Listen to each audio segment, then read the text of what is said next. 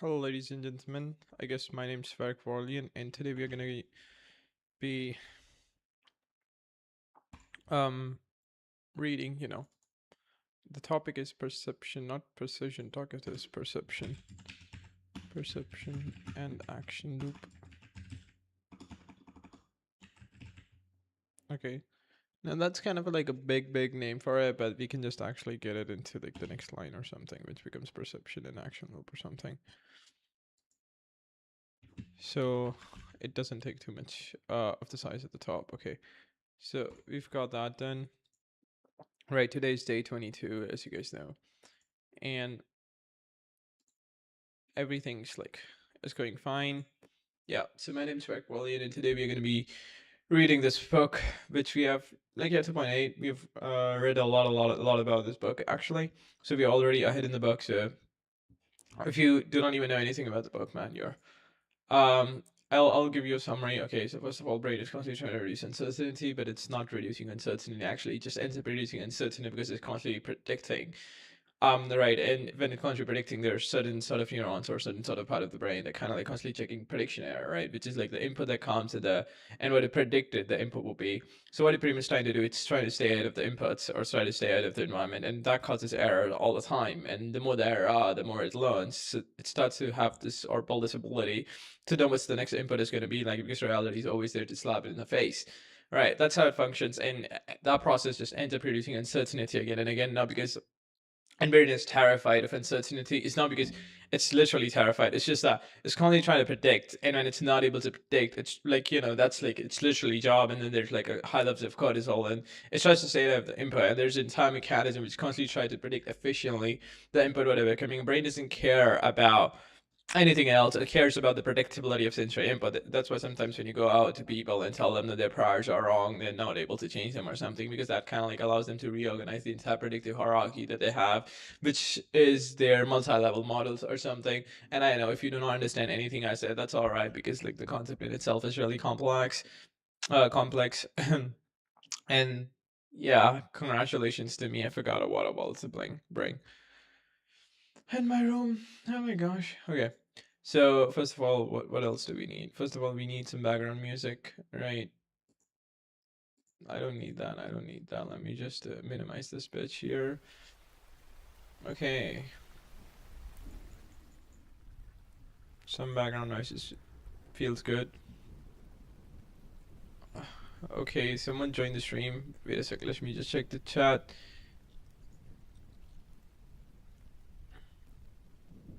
Yeah, before that, let me just get the background song going on. The chat is taking time to load, buddy. You have to wait for a minute. Okay, sorry, the chat is currently unavailable. Unavailable? What the fuck? Maybe I should go to like. Okay, chat is not available. Let me just check my stream then on Studio. Okay. Mm, chat. Okay, chat is currently unavailable. That means I have to open up my like OBS is not functioning optimally for some reason. I just have to open the YouTube channel then and then check the chat from there. It'll take a time, buddy. Wait a sec. Hmm. This doesn't happen though. Maybe it's because okay.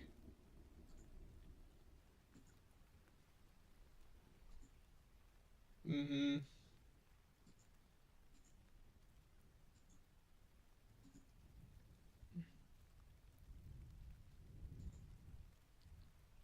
Okay, so here's your chat. Okay.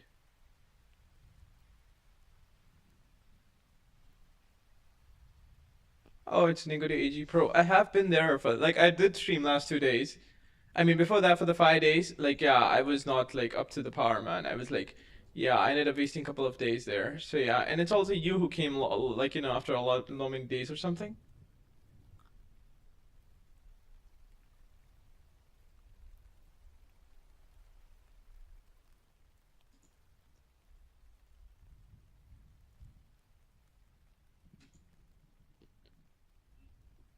Yeah, man. And as for that, we were doing like if you remember in the synthetic channel, what we were doing is like we were building the what they say.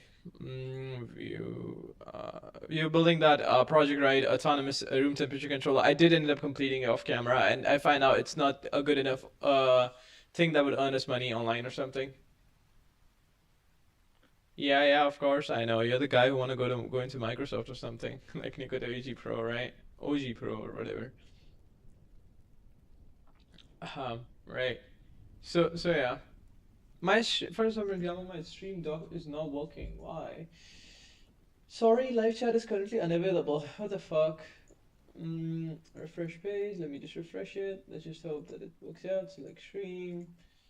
Now let's just open up the dock once again. It's not working. Let me just see.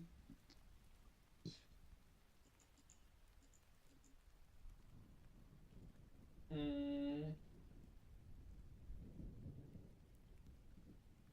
Okay, my voice is not coming efficiently. Maybe because of an internet connection or something. Maybe that's the reason why chat is not working. But it does shows the internet is excellent, so why it's coming like a robot. I think. Hey, is this even grabbing the voice? Yeah, this is grabbing the voice. I thought my mic wasn't working. My voice is not coming well. I see.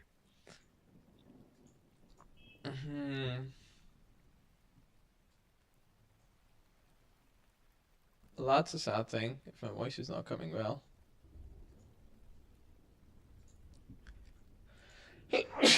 Sorry. Sorry for that.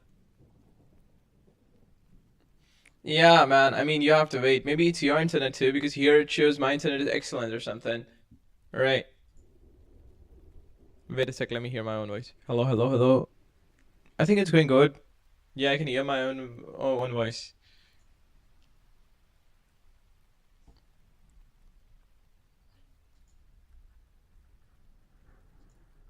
Mm-hmm. Wait a sec.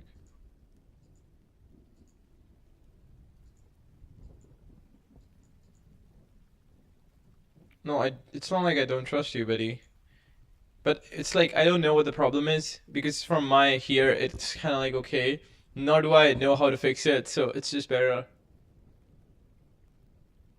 I mean, to just wait and see if it fixes by itself. If it doesn't, then we have to kind of like try to find out a solution.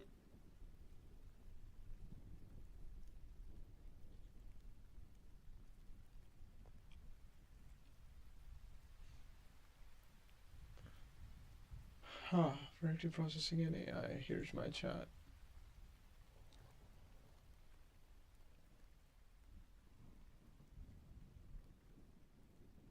Generative models have prior generated model of reality, and then it kind of like constantly predicts.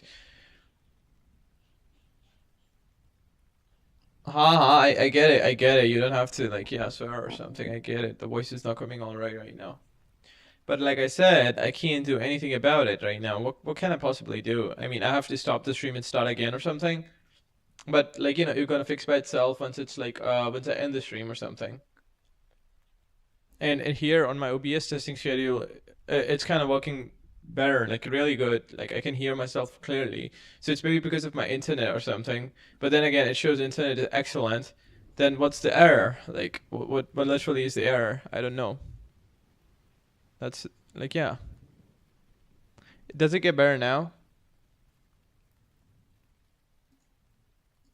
Does it get better now or something?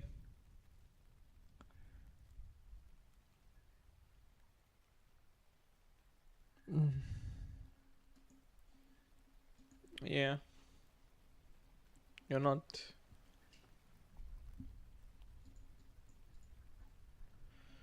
Circulant causation perception action loop. Yeah, we are here on this, but we alter at this point. But I never bothered to read the summary for some reason because. No, actually did read it. What? Oh yeah, I did read the part. Gaze allocation doing well comes naturally. When God they tries to reduce it, that's true. The chapter something important.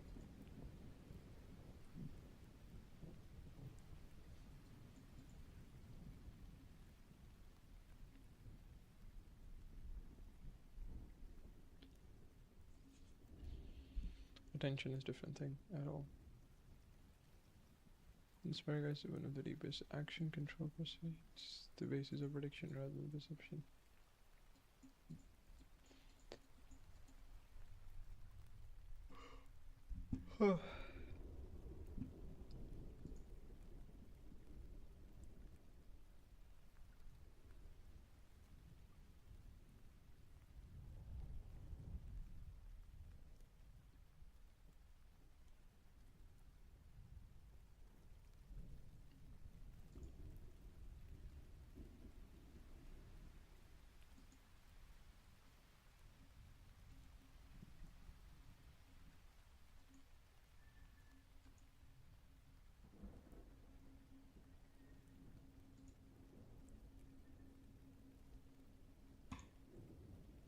Is that how you do it?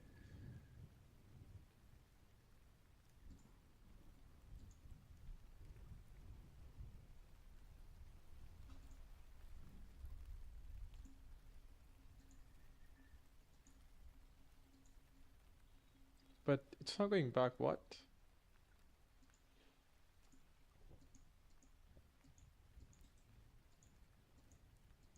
What?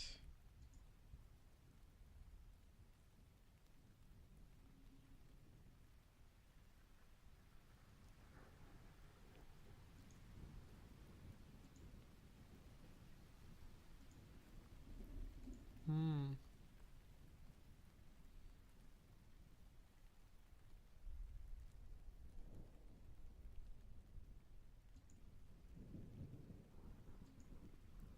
Hmm.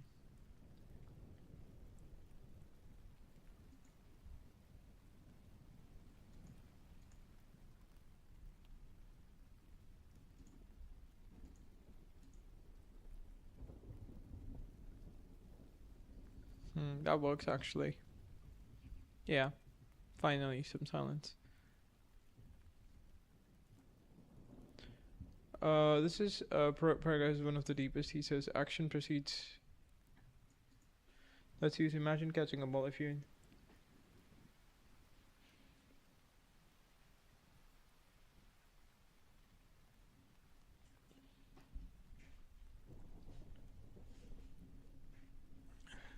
Yeah, gaze allocation. This is larger story. You're consuming the way attention.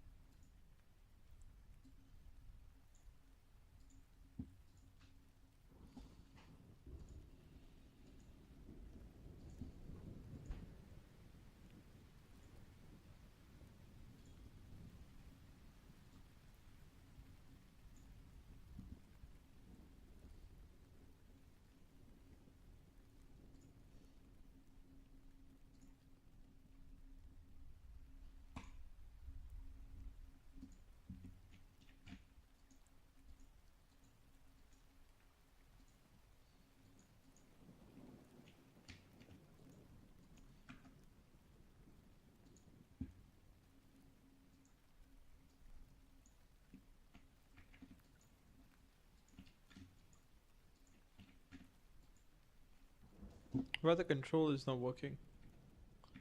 Control A is okay. Control Windows. Ah, the Windows button is not working. What? Why?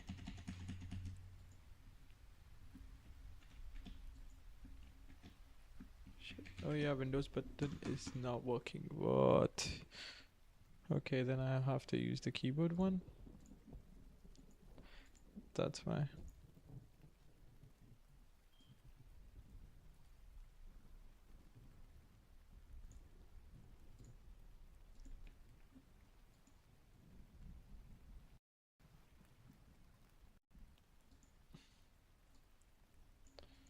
Okay, so this would remain upstairs. Okay, that's great actually.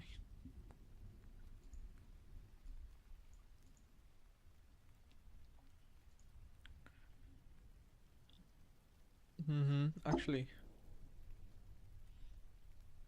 this would be a slightly better positioning.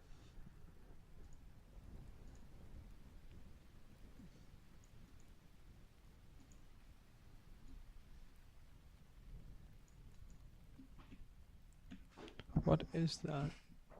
Okay, that's maybe because of this, right? So we'll just remove that by using this. Or actually by using this. Yeah, it doesn't really hurt and works perfectly. Okay. Right, let me just open that up again.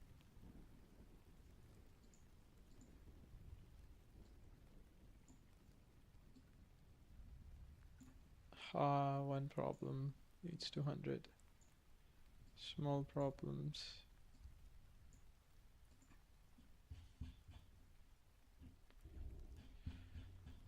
Fuck.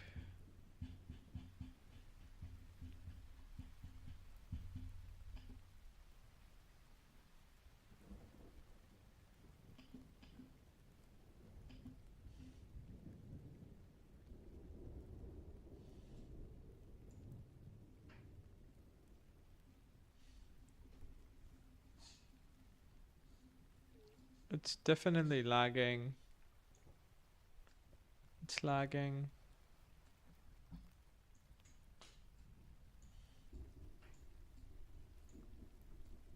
That's why I don't like Obsidian removal. It's because it takes finally it happened. Like it lags a lot. And especially my computer is just lagging. I'm not gonna lie. It's just lagging. Okay, it's just lagging now. Because my CPU is kind of really trash. So when I stream and stuff like that, that's kind of backfires.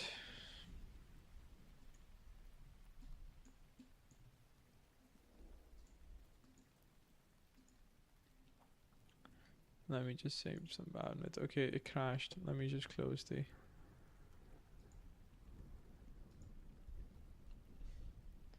This shouldn't lag this much, but it did lag this much.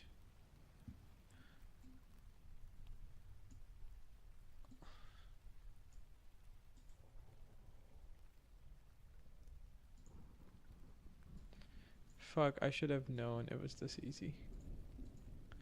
Then I wouldn't have much paid attention to it. Observer model, a perception circle loop.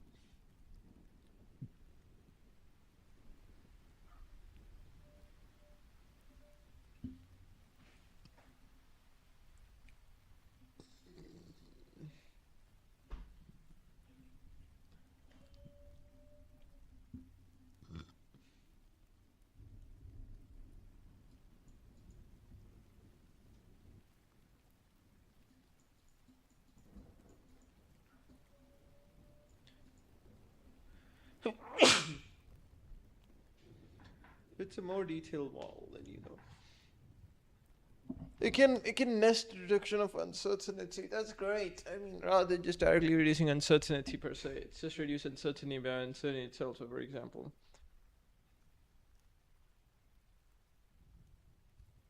we had to look.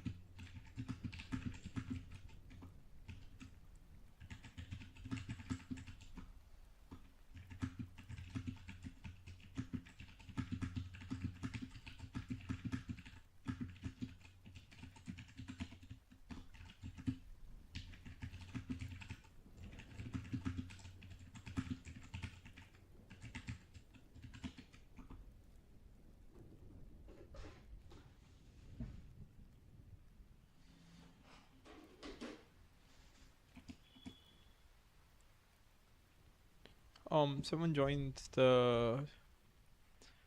Let me look at the chat. Wait a sec. The chat will take some time to load because OBS is not currently working efficiently right now for some reason. Wait a sec. Let me just open YouTube Studio back, Betty, and I'll just check what you're saying.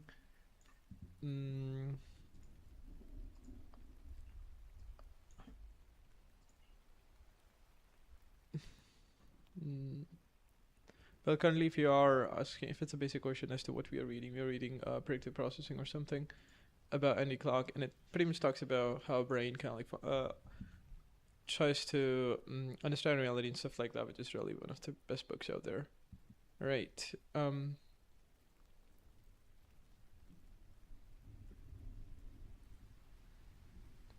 Oh, it's you again. I see. How did you actually change the... Can you change the profile or something?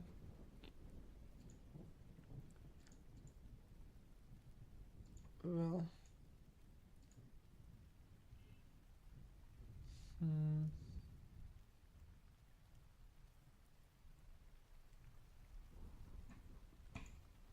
Well, that would happen again because of some problems, you know? That happens again because of some problems. But yeah, you don't have to worry about them. Yeah. So yeah, we were on circular causation and perception action together to reduce uncertainties.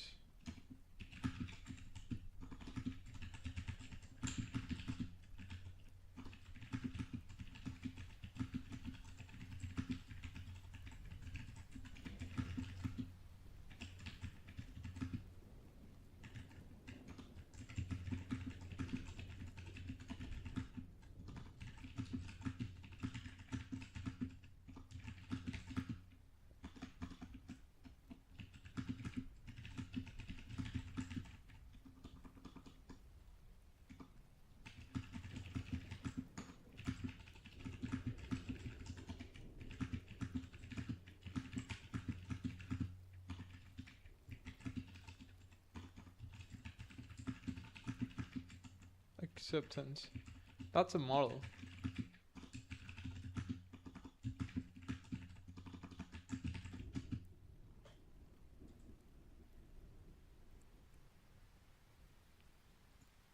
What we say, balance or something?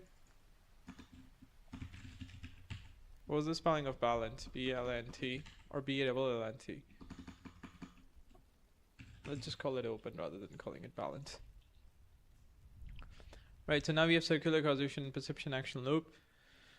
And I think now going forward, okay, this one's kind of hell of a...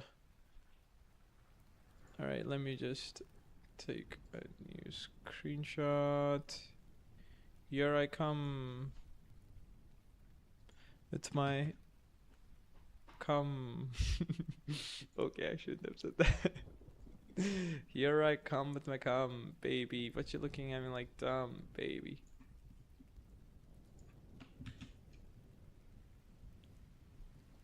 Right. And let me just get it a little sharp for some reason.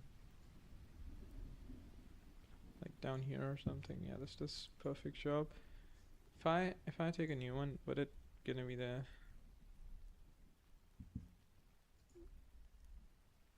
Okay. It closes itself or something. Now this for some reason looks like a heavy bullshit, not gonna lie. Alright, but first of all, let's just let's just start to explain this, like how perception, action, and things like that are kind of like related. Yeah. Now explain this, buddy. Now it'll explain this.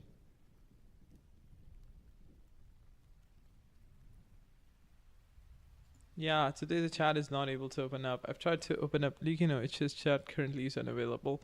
I've tried to open up again and again, and for some reason it's just not working out, which is a bad thing. You know, it's making hot for me really hard to communicate with my viewers, but it seems we have a new viewer. Don't tell me it's again Nikita Bro or something, like yeah, OG Pro. If it's again OG Pro, then what? Like, does all of my views come from him at this point? Infinite circular causality. Prediction, error, update the model. Like now that's still complete because prediction itself changes what you choose to look at. Unknown object, look, recognize, simple. There's a bulgur outside. Now suppose your current hypothesis, there's a bug. Now your eyes don't move randomly. Even look at the person's at their face, whether they're carrying something, whether they're forcing the door. Ah, because your hypothesis tells you useful. Ah, so you have priors. Now priors look for specific data. Priors for specific data to validate themselves. And that's why they ignore the data that doesn't invalidate it. And that's why they don't look for the data that doesn't validate them. That's why you have like in startups too. That's why you have so many stupid people out there who end up like believing, like, you know, because what they do, they come up with the idea and then they start to validate, okay, why this idea would work out and why people would want to have that idea, rather than thinking, okay, why this idea is not gonna work out or something.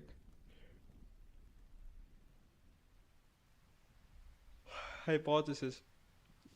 So you have how to reduce uncertainty, not reducing, how to look for the errors or prediction errors or something. So it's like your brain constantly tries to, it doesn't try to reduce uncertainty. Uncertainty gets to reduce itself by itself because of the processes that it does.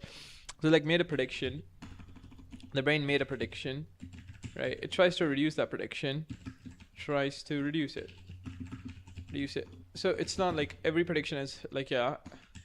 So every prediction has a probability. Every prediction has a probability.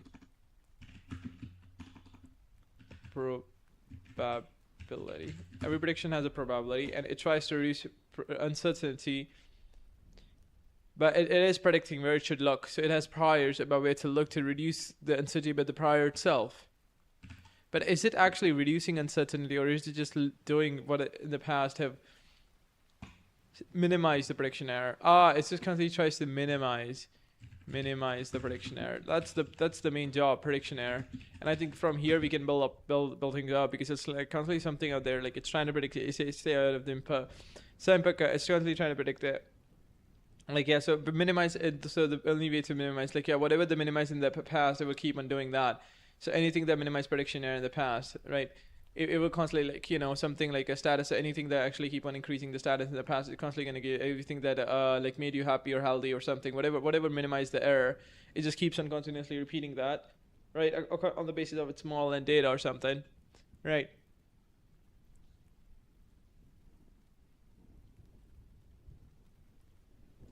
So you not just have hypothesis, like, yeah, every prior is a hypothesis, but you have prior about what out there is. Prior to priors that checks priors. But it's like looking there would have actually reduced uncertainty faster in the past, so that's why you're looking there. Right, it's like, so you have a one hypothesis that reduces or minimizes uncertainty, because but that's probabilistic, and then you have another ways to minimize uncertainty about the prior itself that is predicting. So it's like it's a loop, right, or something. Now imagine hypothesis was it's probably my neighbor. You look at the face, the family.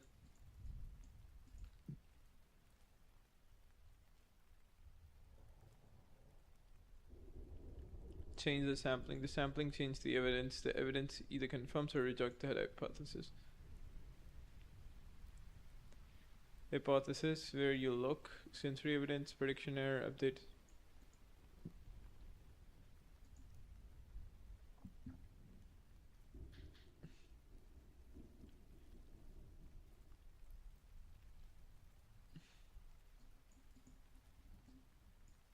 But hypothesis bias, priors makes biases.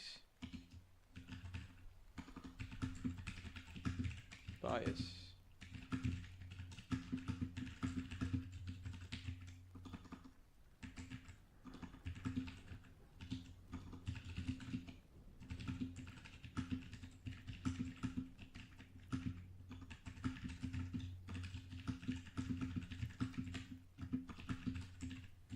The means, because you are sampling.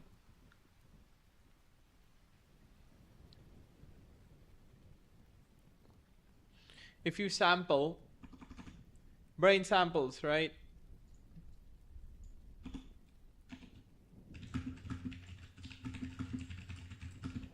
to reduce the uncertainty,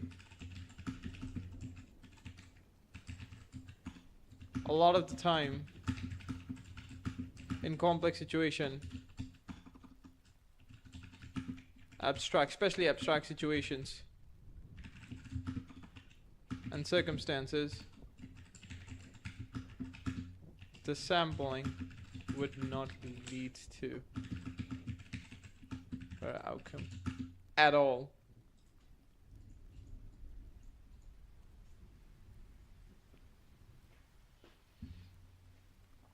The sentence is incredibly important. Hypothesis just explains the evidence. It also tells you how to collect more evidence.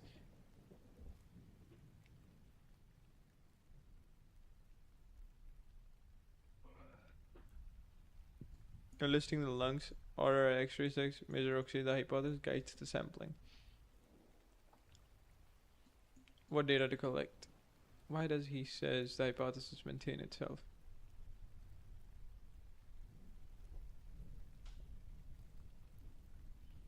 Nothing fixed, prediction errors accumulate. Eventually hypothesis collects it, another one replaces it. So hypotheses are almost like organisms. So only if you keep predicting correctly. The wandering example collects mention it. Where there is no correct idea. Why? Because nothing explains the sensory data well enough to quite.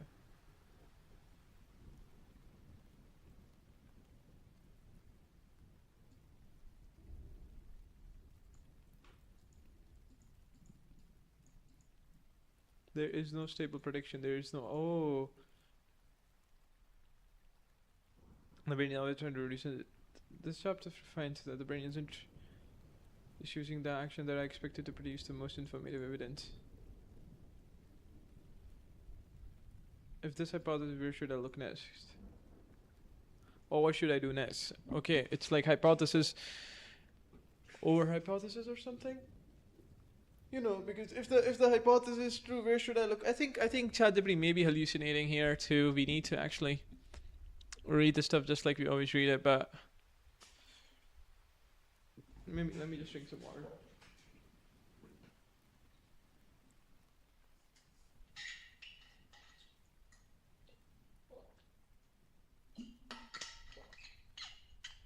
But I would definitely say, to some degree, ChatGPT is hallucinating here a little bit. Engine choose is very simple. I think I need to design my. Okay, first of all, I need to design my own. Okay. Let me just drink some more water. Actually, for some reason.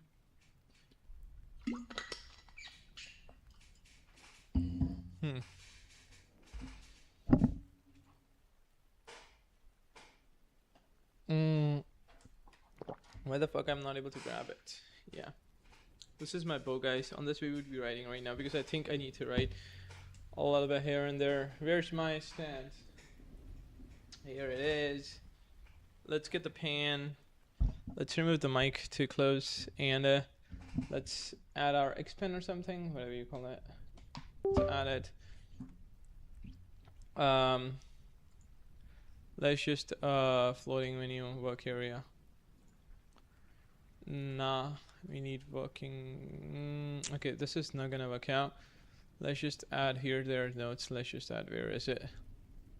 Xcali draw, new drawing. No, not, I don't want to draw in something new from scratch. Let's just delete that.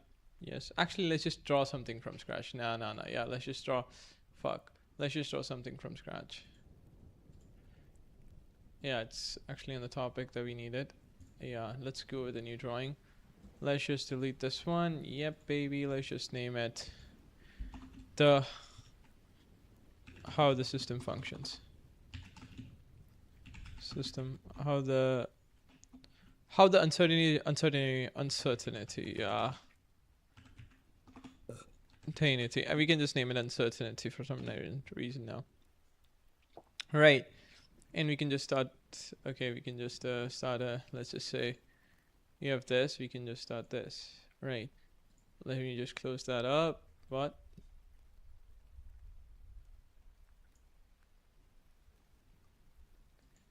It's lagging. It's lagging. My laptop is really the worst. Okay. We do need a new laptop, but I don't have like neither money nor anything to actually have that such a good thing. Right, so now we have this. Now we just need to change the location of the X pen, which is like customize screen area, which will, let's just go with this thing. Cancel. Identify. No. So it's selected on monitor 4. I see. It's selecting monitor 4. Primary monitor, let's just say, and we'll select this area here. Like this. That's okay. Now we can just draw here. Cross. Okay. So first of all, I mean, we need to check some certain things. It's like preferences, of course, dark mode. We can go with anything, but yeah, we shall go with that.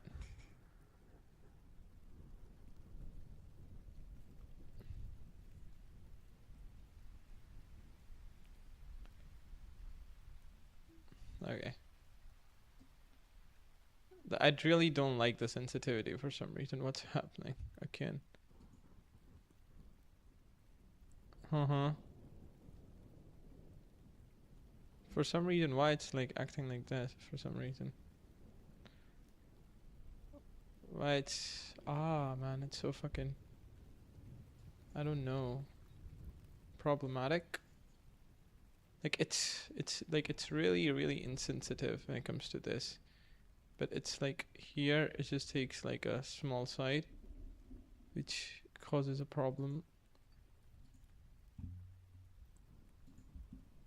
The walking area should be full, right? It should be full, but it's not for some reason. Why?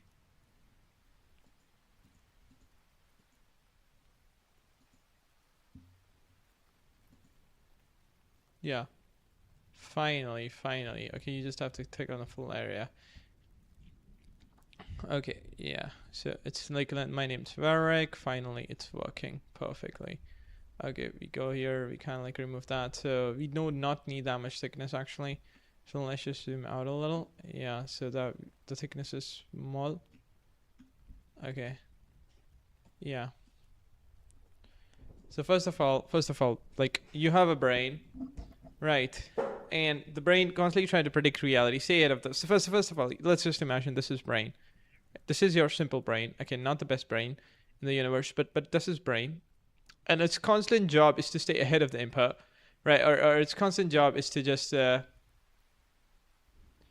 ahead of the inputs. First of all, you have inputs. Like inputs is pretty much the sensory data. So we can say sensory data. Okay, this is really thick. Let me just change the pen size. Yeah. So we just literally cannot draw with that. Like, yeah. So you have I, and it's constantly trying to sensory data. You have sensory data. Sensory data. So you have sensory data. Its constant job is like, first of all, we can call this SD or something, right? Rather than calling that. So you have sensory data that comes like, yeah, that acts as an input, comes to the system, which is like brain here. BRAIN. So you have inputs that's constantly coming to the brain, and brain constant jobs is like, so this is bottom up. So this is bottom up. So it's like bottom BOTTOM, bottom up. This is bottom up processing. So first of all, you have 5 senses, right? So okay, it's not directly getting into the brain. You have 5 senses. So first of all, we have five box here, right? Which is like eyes, box number 1. All right, now you'll say, where does the input arrive? Input never comes like directly. So you have 1 box, you have 2 box, you have 3 box. Like this is skin, right? This is eyes, right? This is ears, this is nose, and let's just say this is tongue, right? So you have these 5 boxes. The inputs never arrive to any of these, like it arrives to all of them maybe simultaneously, maybe certain parts like where it arrives like pretty efficiently or something. So you have like this, and you have like this. So this is how like pretty much all the information is simultaneously arriving to the brain, right? And then you can have this too. So this is how it's happening. So these 5 senses now sense now these 5 senses are, here's where it gets interesting. Sense the information to the brain, which is kind of simple. Now at this point, like you are able to understand. So first of all, environment creates sensory data, right? This is sensory, sensory data, data. Environment creates sensory data. So environment has some data that constantly appears or not appears, that acts as an input, gets sent into these 5 senses, right, which we call bottom-up processing. And these 5 senses send as information finally to the brain. Here our brain, BRAIN. So finally to the brain, like finally to the brain. So like these 5 senses finally sends the information to the brain. We can pretty much say that with confidence. Right, and now this simply becomes like a bottom-up processing.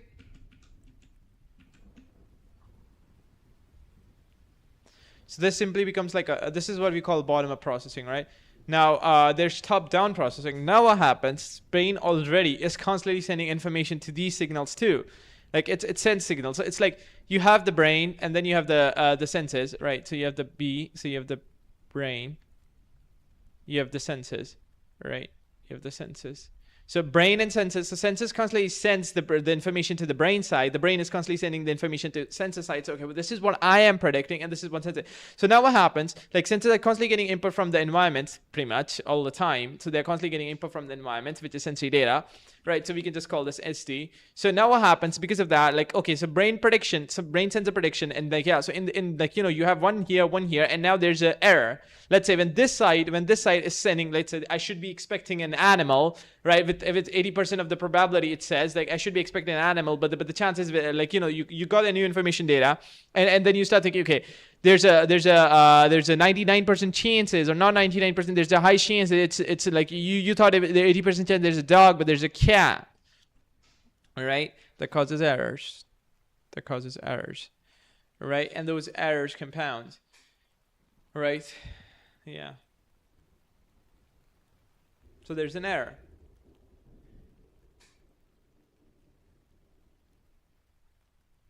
That means what I expect. This is what I expected. This is what I got. I think brain also comes with some expectations, right? This is what I came.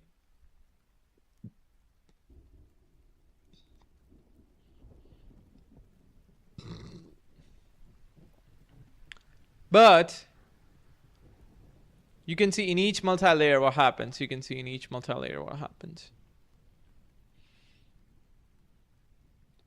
Here, every bottom-up flow of input, residual errors, travels upward, high-level predictions and predictions. So it's like you have multiple sensory which constantly sends the brain, but they only travel upwards.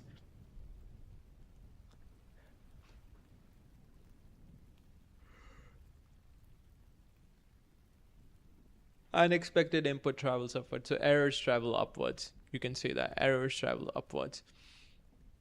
What this pretty much means is that nothing, like the only information that travel upwards is not what you got correct, is what you got incorrect, right? And then brain like updates its priors, like what explains, but what is brain trying to do? What is a prediction? What prediction is? Prediction is pretty much what caused the sensory input. Like so first you have SD, sensory data, which comes from the environment. What causes this? What is causing this input to appear? Now you'll say, okay, this input is appearing because there's a cat. Now you're feeling sad. What causes this input to appear? I am sad because he said I'm a bitch or something. So he told me I'm a bitch. So I'm sad because of a fight, let's say, or argument or something. So I'm sad because of a fight, right? What explains the sensory data? So you have sensory data from like fighting with your friends. You have sensory data from your girlfriend being naked. You have sensory data from your parents shouting at you. You have sensory data for let's say opening up a businesses. And now you'll say, okay, what explains the sensory data or something? So when you are researching about a business, you'll say, okay, what do I want, right? So you're predicting, let's say you're predicting that I need money, right? And then you're predicting, okay, how do we get the money? So if you now you're predicting this is the sensory data I want and what I have to do in order to get the sensory data. So you're not just getting sensory data passively, you're chasing to receive certain sort of sensory data too. This is, I guess, gold. So what are you doing? So now you actually think, okay, in order to achieve this sensory data, what I have to do. So it's not like what explains the sensory data You can say, okay, and like how do humans came to be? So now how does a human? So I'm explaining essentially regarding humans. How do humans came to be or something? So now what we're pretty much essentially doing or something like that is that we're explaining. Okay, first of all, there was an evolution, right? Before some humans say it's like so it's like essentially explaining the existence of humans itself, right? Existence. So like you're trying to find out, okay, why. What you're pretty much trying to find out is like the reasons behind the sensory data that is appearing or something, right? And so you're constantly bombarded with sensory data of human, animal, and now you have like an evolutionary theory which says, okay, there were physical constraints that actually caused evolution to happen, but now how the physics came to be. And some would say, okay, there was a god who made this, but then how the god came to be, and there's a bigger god, and then you see at some point causality has no origin, because if like so yeah, that's you. So what you're pretty much doing is like, that's why we predict like this is gonna happen, that's gonna happen, that's gonna happen, that's gonna happen. This is why this happened, this is why that happened, this is why that happened. If that's happened, that will happen. So we are predicting, but we are not predicting. Okay, yeah, we are not predicting the future. We are predicting the sensory data. That's one. Like, so for example, there's a fight. Like there's a fight that happens. So why does fight happen? And now you'll start predicting the causality. So at the end moment is fight. Right, this is the sensory data that directly reaches your brain. So you can say this is the sensory data that travels in the brain. Now, brain job is to explain the sensory data, or explained away, which we can say explained away. Explained away. Now, brain job is pretty much to explain away the sensory data. Like, yeah, as long as there's some salience, it want to explain this away. Right. So now, first again, is it fight happen because no one understood the children? Right, children, a society fight happened because let's say like they were unfair. Fight happened and they were like they were not much money. So now they explain. Now the thing is, these predictions can never be checked because you can never go actually. For example, you're hearing a news in a city that a fight broke out, a Hindu killed a Muslim or something, like two religious people fought and killed each other or something. Then you'll say, okay, the Muslims are bad, and then you'll say, okay, Hindus are bad, and then you'll say, okay, XYZ people causes these fights and they don't know, they're the puppet of that. So now you have what you're pretty much doing is like you had a sensory data and you started actually calculating why that sensory data appeared, why those Hindu and Muslim fought. Okay, so why what the fuck? Yeah, why do Hindus and Muslims fought? So now what you're pretty much doing is like you predicting. But okay, once again, they could have fought because of money. They could have fought because of something else entirely. The Hindu and Muslim part must have just make them fight. But that's like your prediction. You never know what exactly happened. You never know if the guy was sleep deprived that day and he was like very in a high cortisol mood, and then Muslim just happens to be, and he was brainwashed into believing Muslims are bad people. So they ended up fighting. Or the same goes for the Muslim guy. He was sleep deprived, high levels of cortisol. High levels of cortisol leads to a lot amount of responsiveness and unnecessary. And he needed to actually get his anger onto something, and he found that Muslim, but the person he found to get an anger on was actually very defensive and fighting too. So that's how you have like one pushes, another pushes back harder, and then they push back harder, and then you have a reinforcing loop going on there that actually causes a fight to escalate to the point of murder, right? But no one intended to do a murder, no one even intended to fight that badly or something. So now that's what actually happened. We're just assuming that's what actually happened, but then you have sensory data, and then according to your priors, you actually come across and start to explain away the sensory data, why it appears. But the thing is, the errors never travel upward because there's nothing that actually explains why that could have happened. Error never travels upward. So the point is, I am predicting what happened in certain city. For that, I need to go into the certain city, go into the people who were involved in the case, ask them what happened, and now errors travel upward. Your prediction and the errors, so now model updates. But sometimes what happens when there's no error, now what happens? You're predicting something and errors doesn't travel upward. So now you start thinking Hindu Muslims hate each other. And that becomes like, or you start saying the religious people are just fighting, or it's just that Hindu people always are against Muslim or something, right? And they kill and they won't be supported. And they're like, yeah. So now what happens is like no one is correcting that data, and you're just reinforcing that data again and again and again and again and again, just like how my mom does it. Just like that's why she hates Hindus. Right, so like nothing against her, but and because I'm an atheist, so I'm not even in the religious fight. But you get, it's like you start, but every time something happens, really Hindu Muslim, she opens up the same information, same thing, unless someone makes an error. So I'm like, I go to her and say, okay, that's not how it functions, but I don't really pay attention to these kind of stuff. Fucking not waste times a lot. I would rather focus on making more money. But or learning more about reality, but you see, so errors. So my speaking, let's say, mom, you're wrong, and this is the reason why you're wrong. Errors travels upward. Error travel upward. You see what I'm saying? There's an error. Someone says, someone resists, and someone say, oh, this is not what happening. So error travels. At least some sort of errors travel upward. right? So they start to believe, oh yeah, maybe I actually didn't look down on that. So errors start to travel upward. But what happens when you're predicting causality, when you're predicting what actually caused the sensory data, and there's no error traveling upward, whatever you have keeps on reinforcing, and the probability of you believing, so it's a reinforcing loop. If there's not much error about the prediction you're making, there's a reinforcement loop of hallucination. You start to hallucinate. This is exactly what happened in isolation when you start to watch so many movies and stuff like that, or animes or manhwas, and you start believing the reality is what these movies shows, and then you start thinking, oh, this is how the world functions. And if for example, if you're watching animes or manhwas, like stronger gets stronger, especially the ones where there's a lot of competition and no one cares about the weak or something, which is kind of true in the real world too. No one cares about the useless people, but then again, people do care about the weak people. They do give shelter, they do donate, they do all the kind of different stuff. And now you'll say they even do it to look better or something. And yeah, so those kind of things, and that may be true, but some people genuinely are not. And this is the thing: the error travels up, ever never travel upwards, because like nothing contradicts the model, and when nothing contradicts the model, or nothing actually, okay, yeah, so if error doesn't travel upwards, the models start to hallucinate. That's why it's assigned probabilities to something that shouldn't be assigned. That's why it starts to hallucinate hard. It starts to hallucinate hard. You can pretty much say that. So it starts to hallucinate hard. Yeah.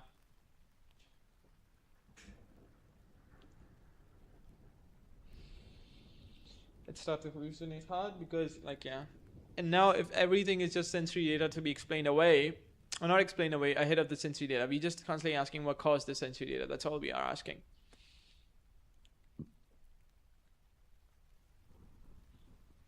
That's what we typically are asking: what caused this sensory data to appear? Unexpected input. So like, yeah, so we have like a fight, maybe a war, maybe anything, and then we constantly ask just one thing: what causes like there's an unexpected input like here, so what causes this input to appear?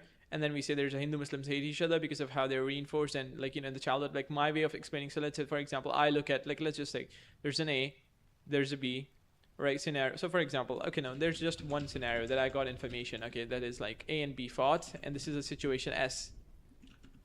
Okay, there's a situation S. Like, this is just a small situation. So this situation is pretty much happening because like two people fought, right? Now I'll start explaining. I'll create a causality. Okay, why is this happening? I'm trying to explain away the what, like, Hindu Muslims hate each other. That's one religion. Why did they hate each other? And then you're like, okay, because they are raised this way. Okay, why is that? Because their religions contradict and they constantly cause harm for each other because of their different ideology.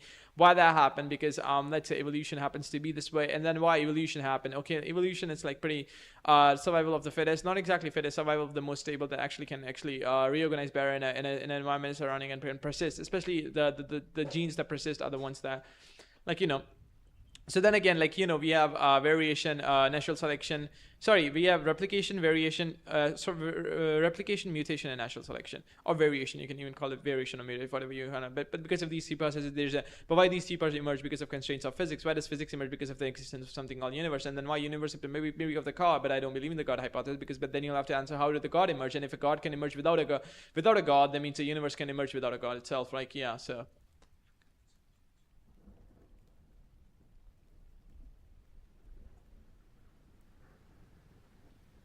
Yeah, and then, yeah.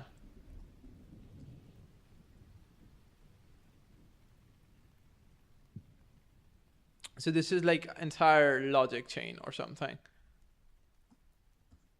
This is like the entire logic chain. So now what happens each time you ask yourself, okay, how does this sensory input come? Right? How does the sensory input come? How does the sensory input is coming? And each time, you kind of like start to up. But I think what people do is like, okay, they explain like one chain or one cause. For example, two people fight, like, two religious people fight. They'll stop here. They'll stop here. Right? For example, why do they explain that? Okay, because the X person is like really aggressive, and Hindus are really aggressive, and Muslims are not aggressive or something. Or Muslims are really aggressive, and and dimwits, and Hindus are not. So this is what you're thinking, right? And this is like how you explain away. Like, yeah, and now the thing is, okay, why they are this way is another why. So when you keep on asking the why, like, why concept, what does this word why does? It always creates why constantly begs you to explain every sensory data that appears. Okay, why am I this way? Or why do I need to take this strategy? Or why the strategy would work out and why the strategy won't work out? And in what cases the strategy won't work out? Is the strategy why and why not? Or like, why the strategy would work out, why the strategy would not work out, why this function or why this building would work out, why it not worked out? Okay, why you say, okay, why does real estate work? Okay, you say real estate has a lot of money. Why does real estate works? And you'll say, okay, because people want property to live in. So that's it. But then again, why do people want property to live in? So because humans need a space to live. Right, a space to call home, a space where they can organize a different kind of stuff, living in a society, and that's the norm. Okay, and what else influences the real estate or the prices of the real estate? It's like, okay, the why, each time each time you create a why, there's a new sensory data that why in itself creates. So for example, if I say to, why did I buy a mic? Because I need to stream. Why do I need to stream? Because I do not want to be lonely and read book by myself and explain it to someone, or speak my thought aloud. Why do I want to do that? Because it's better than loneliness. Why I'm feeling lonely? Because I'm evolutionary. Okay, each time you said a why do I need a mic? You have to explain why, like, the prior thing that came, and which is like a stream. And then you say, okay, why do I need to stream? And there's a prior thing. Let's say you were lonely, or let's say you wanted to read books in public and explain it to other people, right? And there's a why. Okay, so why I was lonely, and now you have to, each time you say why, what you're pretty much forcing is that you're forcing yourself to explain away the sensory data that comes again and again and again, because you can always go back and back, and there's always some sort of like a sensory data that comes back and back and back. Okay, why am I lonely? Because I'm not going to any school or something, and I'm just alone by myself trying to build a business and try to learn a lot of things that allows me to make a lot of money. Okay, so why am I doing that? Because over some period of time I realized that it's just better, it's just far much better to actually learn an education system, because education systems are kind of trash, and it's just way better to actually learn and evolve and update by yourself. And okay, why did I choose that? Because I had addiction and no one told me how to quit those addiction. I read a book on porn, I read a book on addictions, finally reached a stage where I've actually destroyed the majority of the addictions. Still porn and manual addictions still exist, and I've actually worked really hard to remove them. And I bought the cold turkey premium membership, getting with a good sleep, getting with a good diet, getting with a good gym, right? So I'm getting all of that done because I realized the education system would never tell you about how to quit addictions, and I was addicted in education systems, and I didn't have the time and energy or something to read a book, because I have to study the school stuff, and there was stress and there was pressure like that. There was no freedom, so I couldn't actually do nothing about the problems that I was actually facing, and doing the shit that I couldn't even solve. They kind of overwhelmed me, and that's another reason what happened. And okay, why does all of that happen? Because I accidentally, at the age of 12 or 13, I got introduced to a thing called porn, I got introduced to a thing called animes, I got introduced to exploited stuff that kind of actually made me addicted to them, because they had run a reinforcement loop, because they create so many prediction errors, they create so many dopamine spikes that actually made me addicted to that, because they have a reinforcing intimate reward schedule. Because of that, I got addicted. Or why that happened? Because I was just happened to be a human that get addicted, or constantly try to reduce, minimize, or fucking minimize surprise, because of fucking evolution, because that's only that kind of configuration that constantly reduce surprise persist. And why that happened? See what I'm trying to say? Each time you ask a why, you're causing new sensory data, and now you have to explain that sensory data away again and again and again. And this entirely in itself, the why I asked the why in itself is another sensory data that you have that you're trying to explain away. Like this entire causality of why I explained is like, okay, each why creates a new sensory data, but this entirely, okay, why creating a new sensory data in itself a sensory data that I'm trying to explain away. If you get what I mean at the end.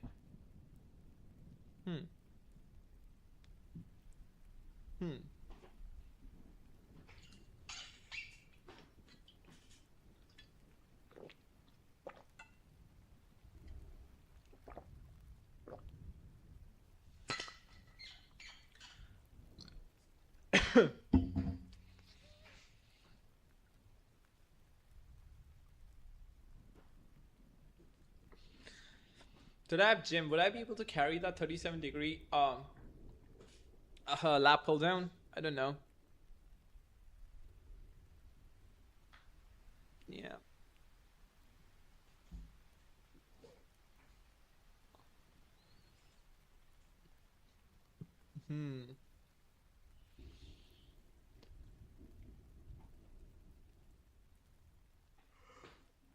Huh.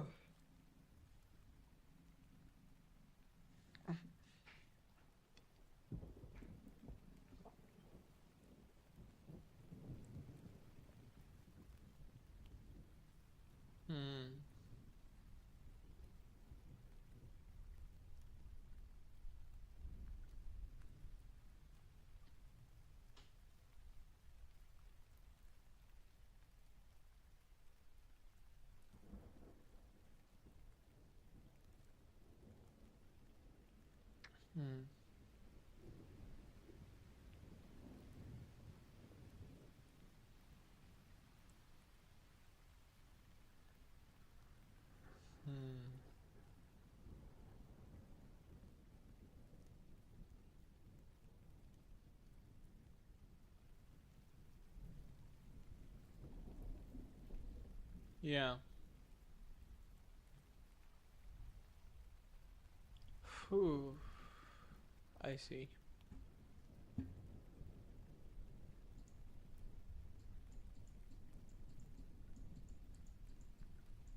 Hmm. I'm just thinking. I'm not studying. I'm just thinking about a couple of stuff, thinking about, like, yeah.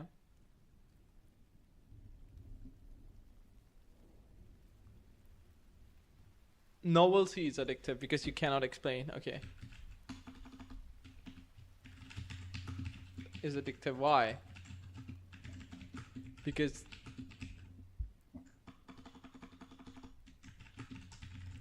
uncertainty becomes impossible. So you don't feel like coding. A relationship is like pretty much but I think yeah, there's a bias. There's a bias in precision. Precision. So for example, the point is you're designed to have high precision to reproductive advantage or something. So this is the problem, is that even though it creates uncertainty that you constantly try to reduce, the very salience, you never design the salience. For example, your values to say, okay, reproduction doesn't really matter, relationship with female doesn't really matter. They constantly spec uncertainty that doesn't need to be resolved, but the brain constantly keep on assigning salience to it, which is unnecessarily assigned salience that you don't even need. Salience pretty much means precision, right? Because it's like, okay, what reduction uncertainty matters or not? This is what precision was, right? Or am I forgetting it?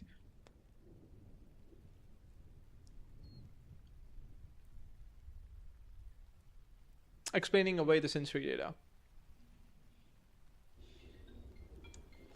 My mom's calling. I told her not to call me all the time when I'm studying, but yeah, I guess.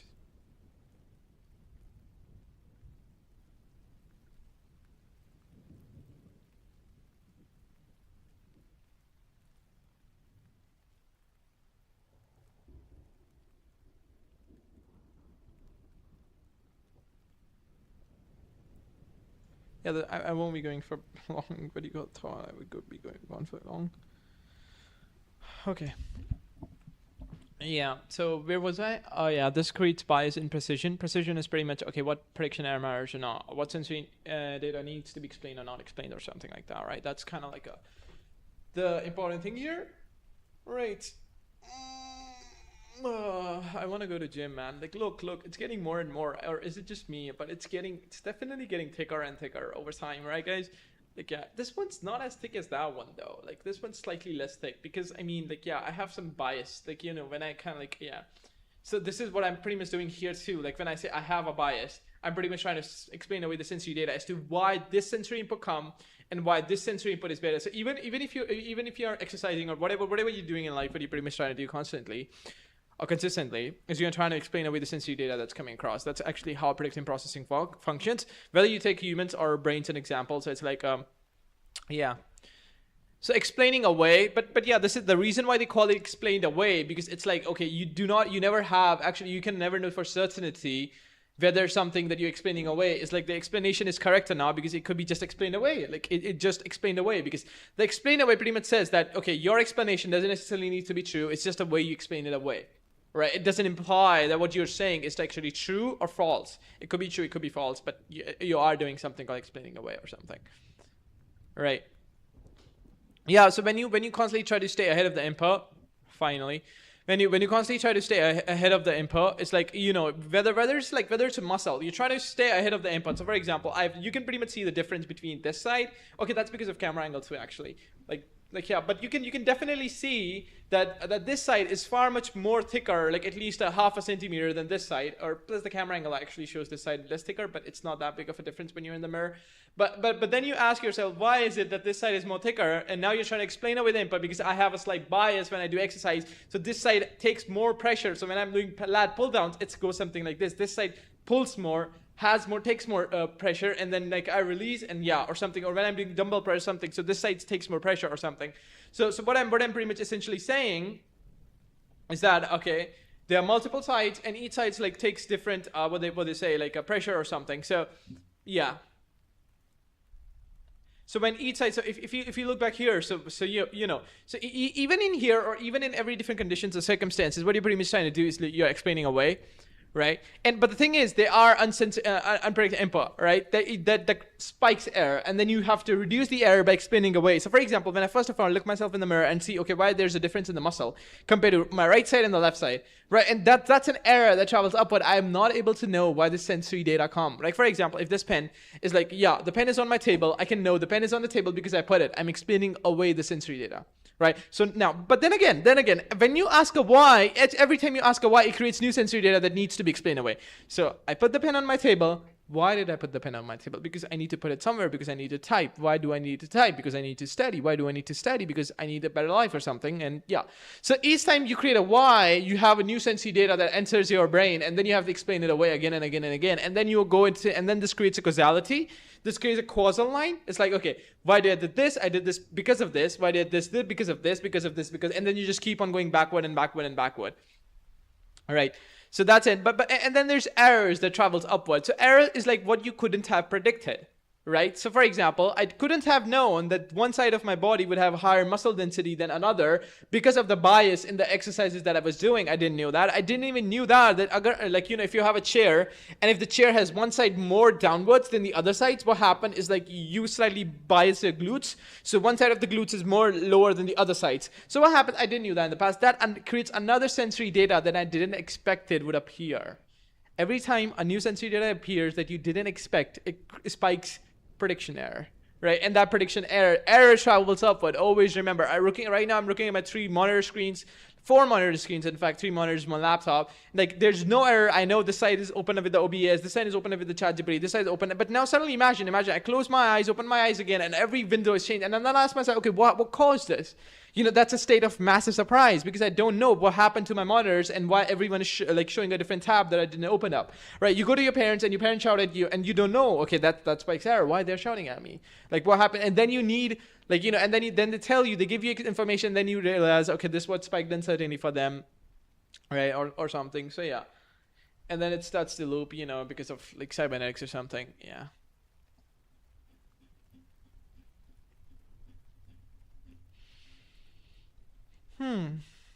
People are joining the stream. That kind of makes me anxious, especially when I'm speaking so fluently. A taste of action.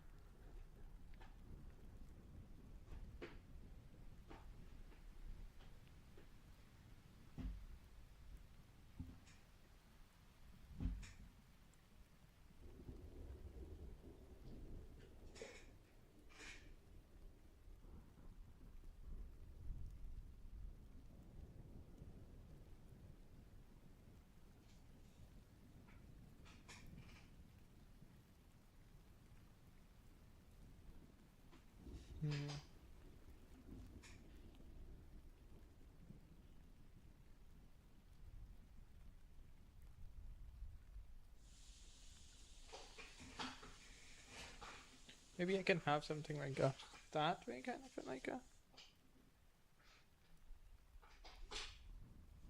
Yeah, this actually is a better position, right?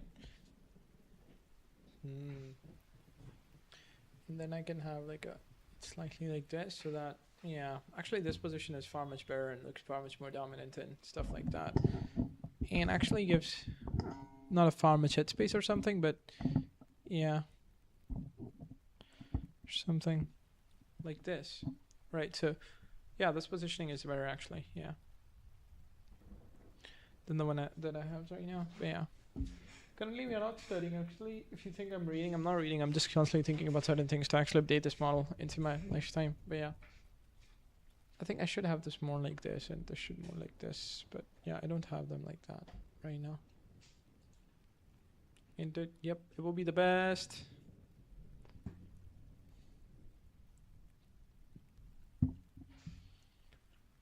Phew. That's like the biggest uncertainty of my life though, honestly.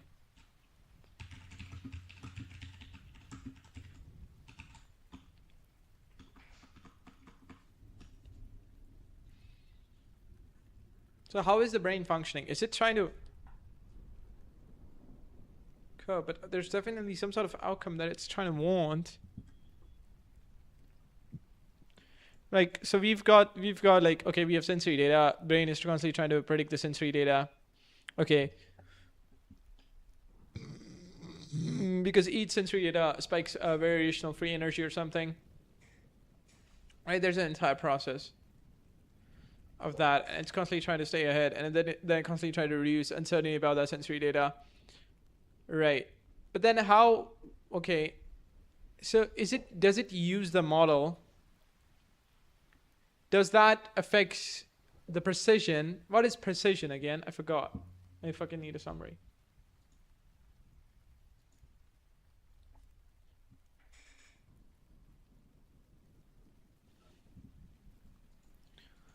Okay, we did discuss about precision, right? Could you explain me what precision was? I mean, yeah, I did forget it. Like, you have precision, right? So precision prediction. So what precision was pretty much like how much you value a prediction error, like how much salient should assign, or how much importance should be assigned to multiple errors that are simultaneously traveling upward, right?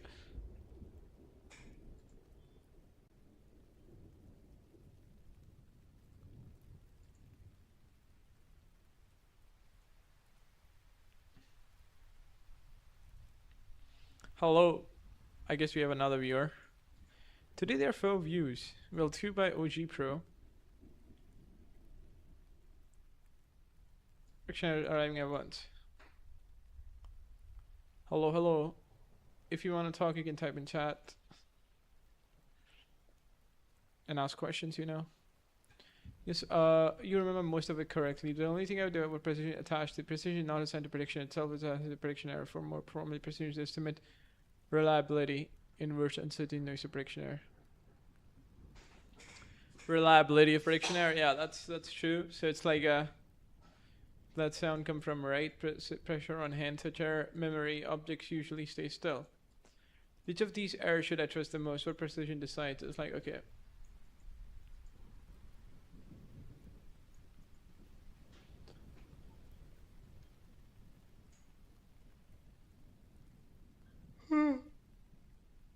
Okay, that's why visual gets so much more salience than auditory, I guess, or something. The brain mainly updates from visual or sensory.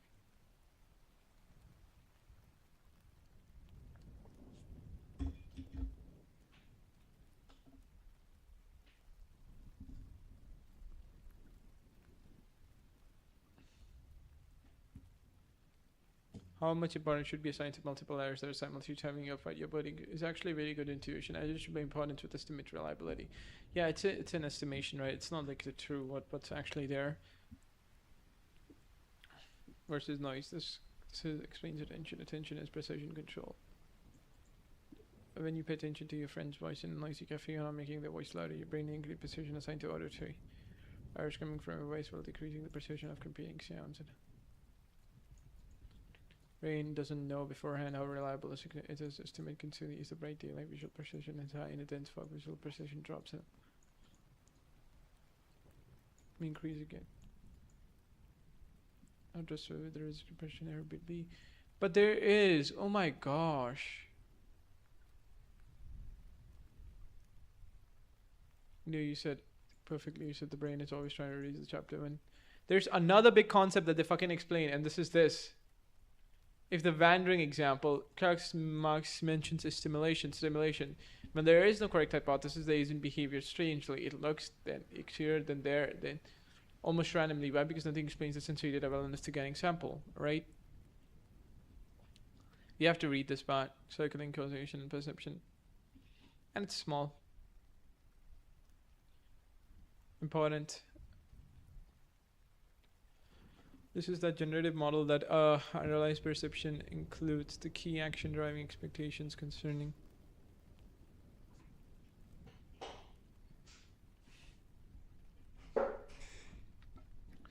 subpersonal expectations concerning how things should involve assuming current perceptual hypothesis.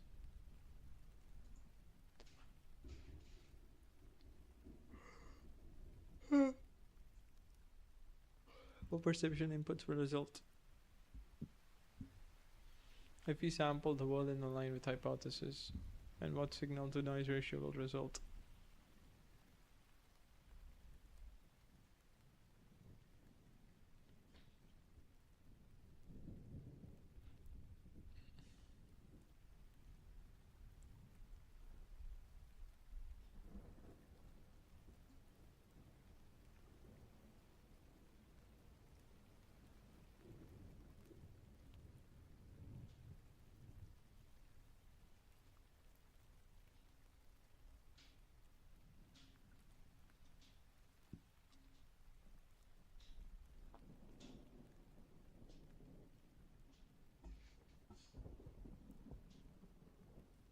Perpetual hypothesis.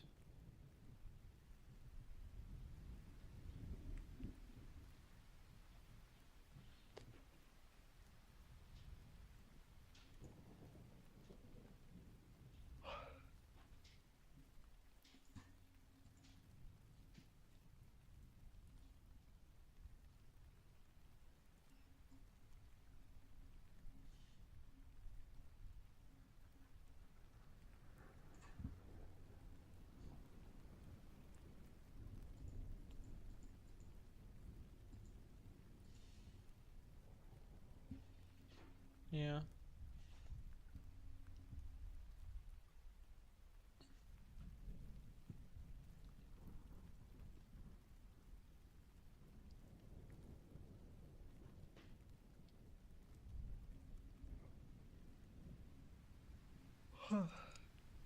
Those error signal could be used to recruit it differently.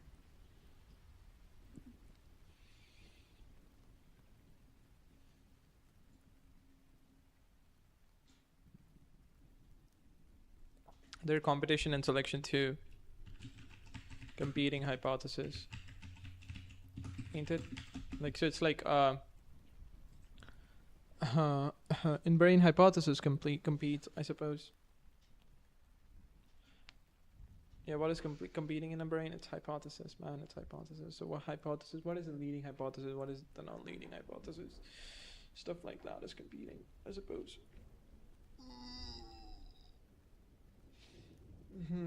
I want to take a break and go downstairs, but then again, we can take a 5-minute break and I can hear you some songs. But in brain 2, there are competing hypotheses, different hypotheses in different manner described earlier. This is an immediate interesting consequences that will continue to cover. In the perception action and body action work together to derive the agent and self-fulfilling cycles of action perception.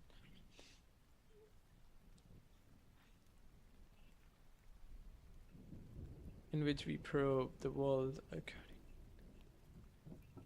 our own action about the reveal. This leads to what Friston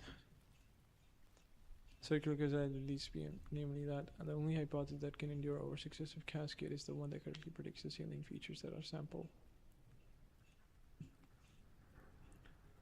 What prescribes its own verification and can only survive if it's as of the world. If its salient features are not discovered, it will be discovered.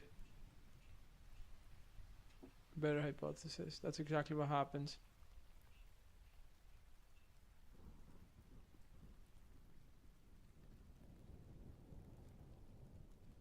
Why it's copying and pasting to that? I never selected that option. Why what? Yeah. Don't tell me this happened in the past now. So it's like sample, right? Like not the main thing, but it's like so. Environment forcing loop of that creates and then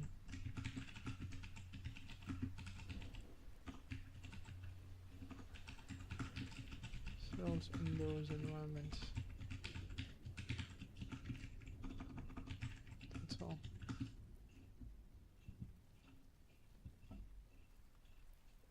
Right, so that's another thing.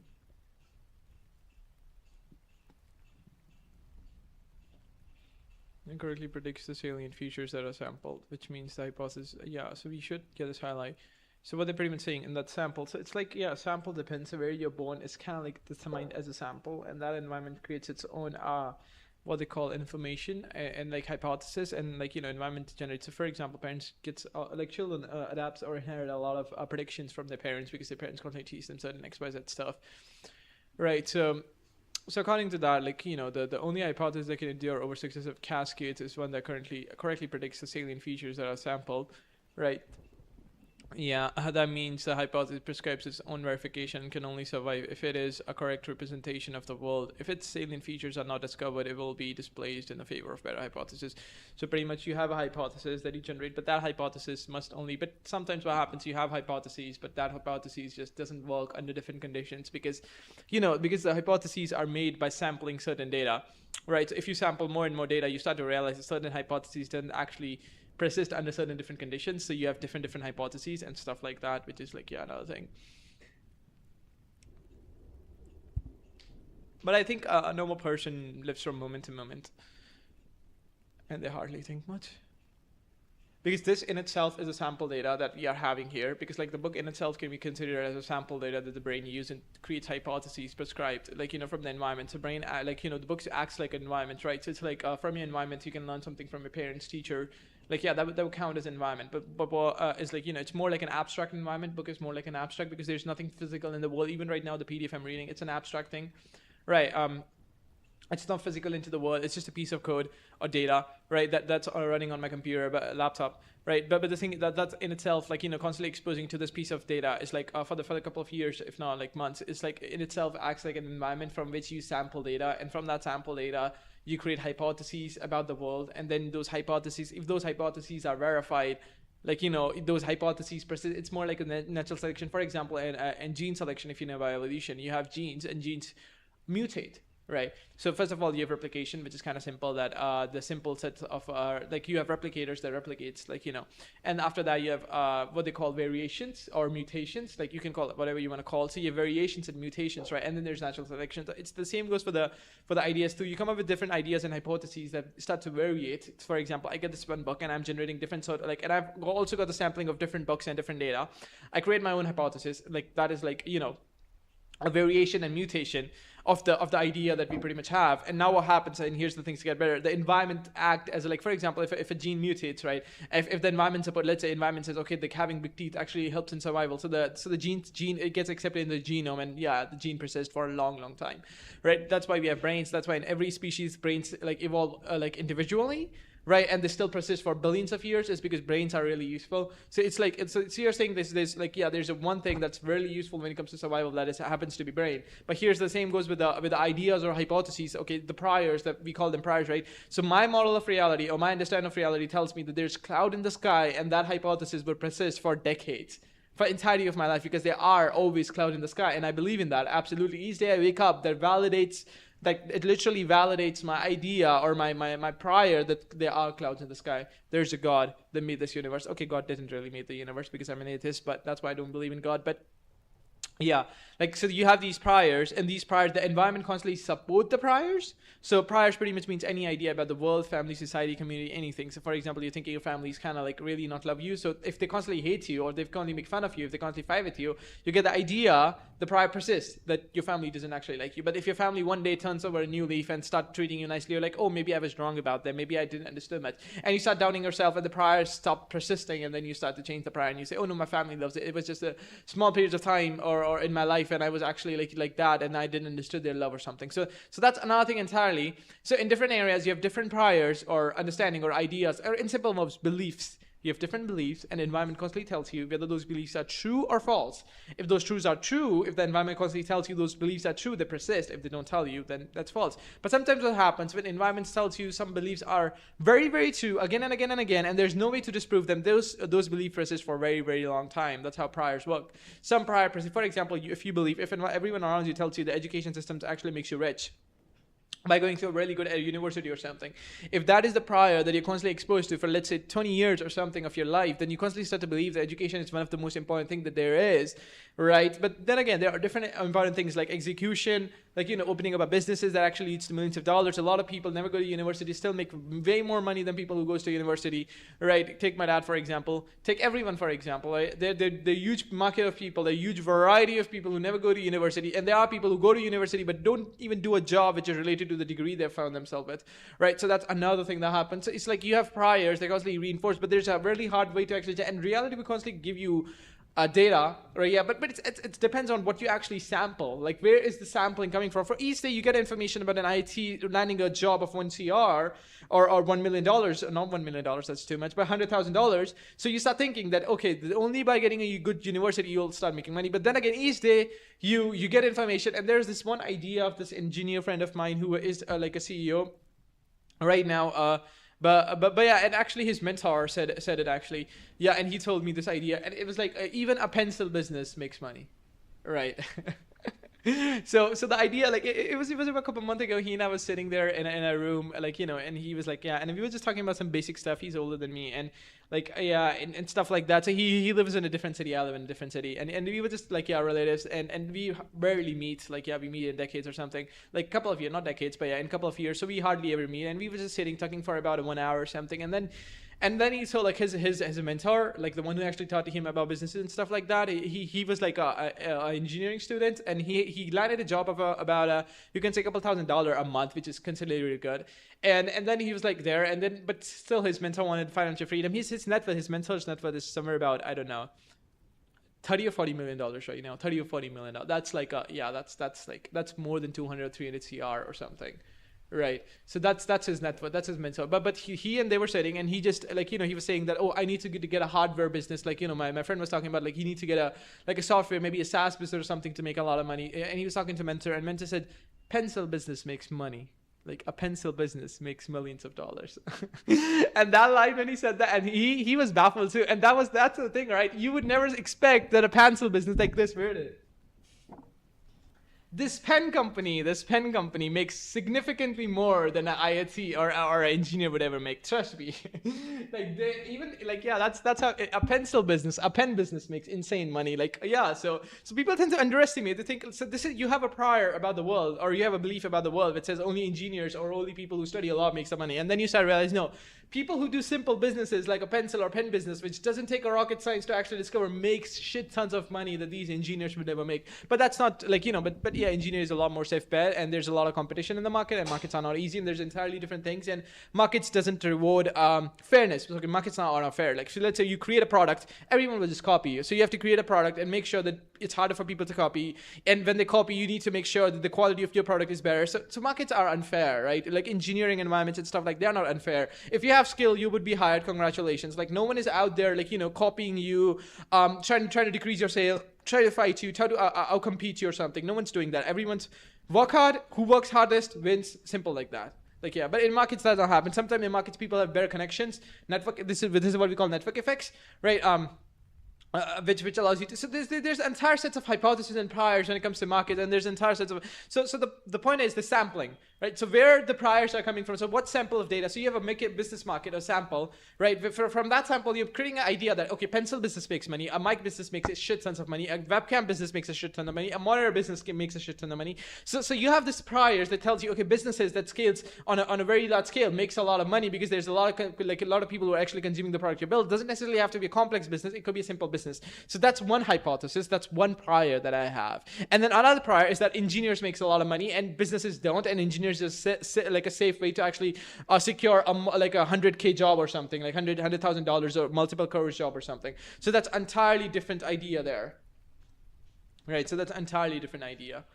So you have two different, and those different ideas come from sampling different things. So one samples a market and universities and stuff like that. Another person samples like what they say, a simple market about a pen business, like a simple market about a pen, and then they realize a pen business makes more money than whatever they're doing for their entire lives.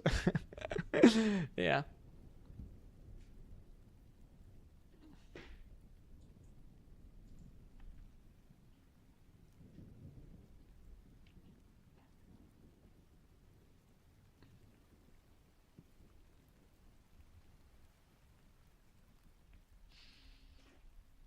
The water bottle is empty. We need some more. I think I gotta go downstairs, I guess,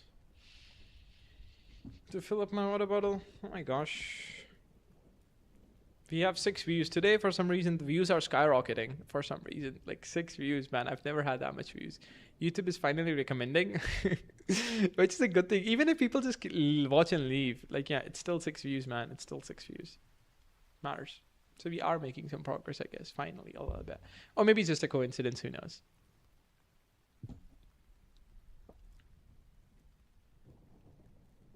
Life example, minimize uncertainty.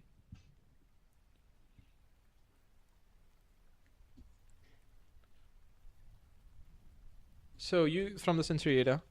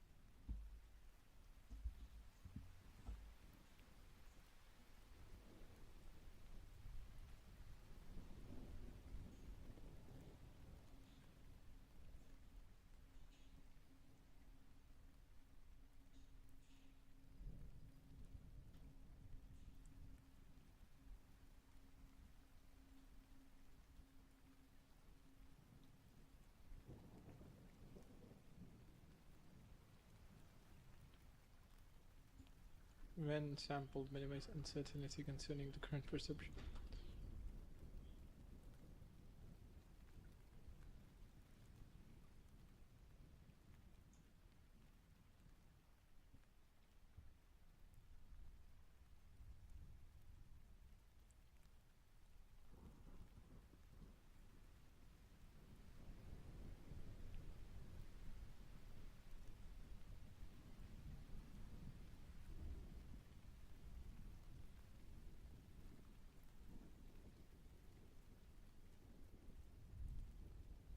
Uncertainty is pretty much the inability to explain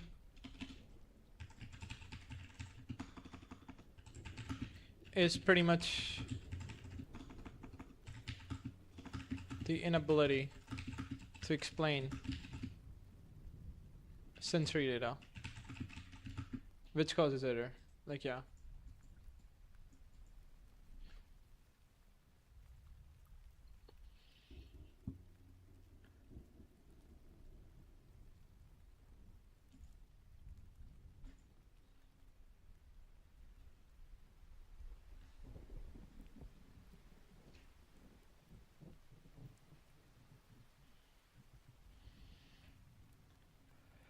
Active agents are thought driven by sampling the world as to attempt.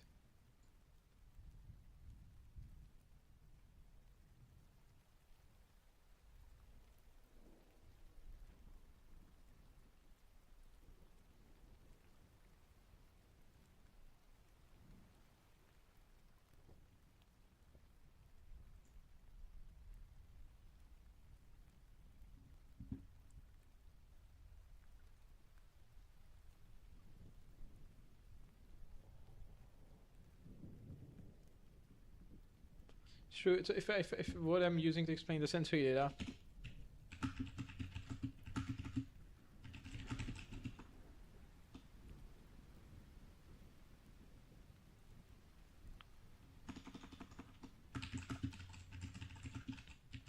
regarding sense, true.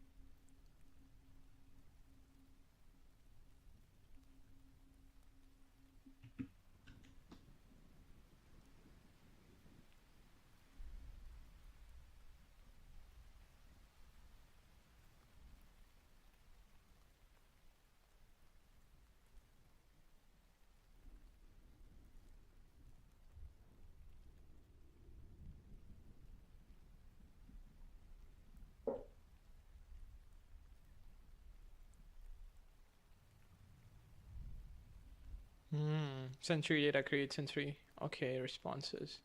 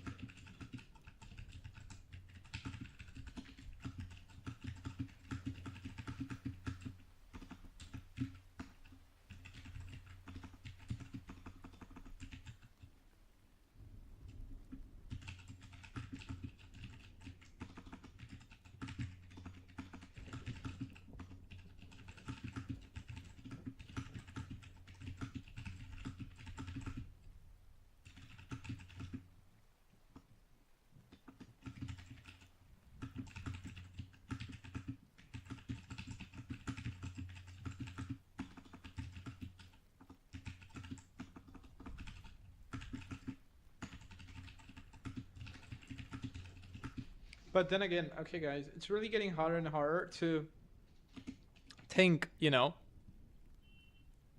because I mean, what's the biggest problem that I'm getting is like, okay, it's really getting harder to just think in terms of sensory data, like how to think everything is just sensory data. That's getting harder and harder.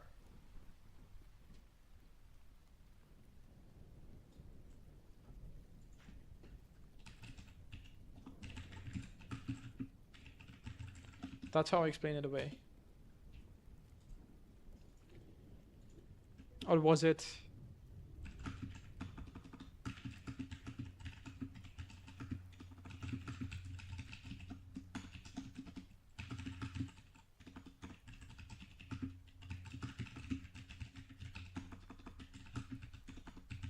Output?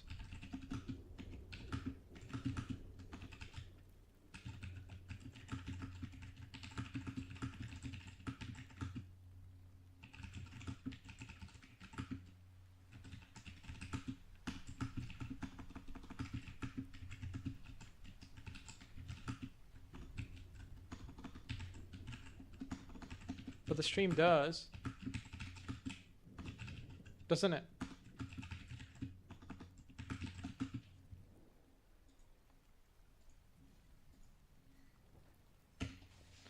Yeah, explaining away sensory data, explaining away sensory data, explaining away sensory data. Was it?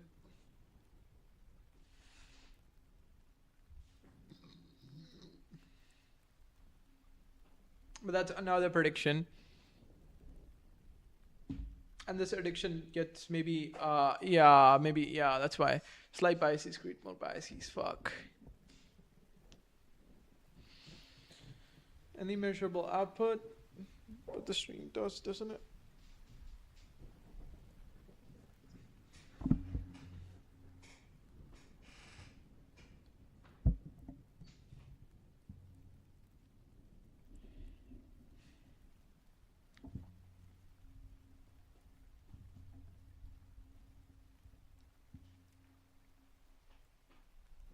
They don't know what caused it, do they?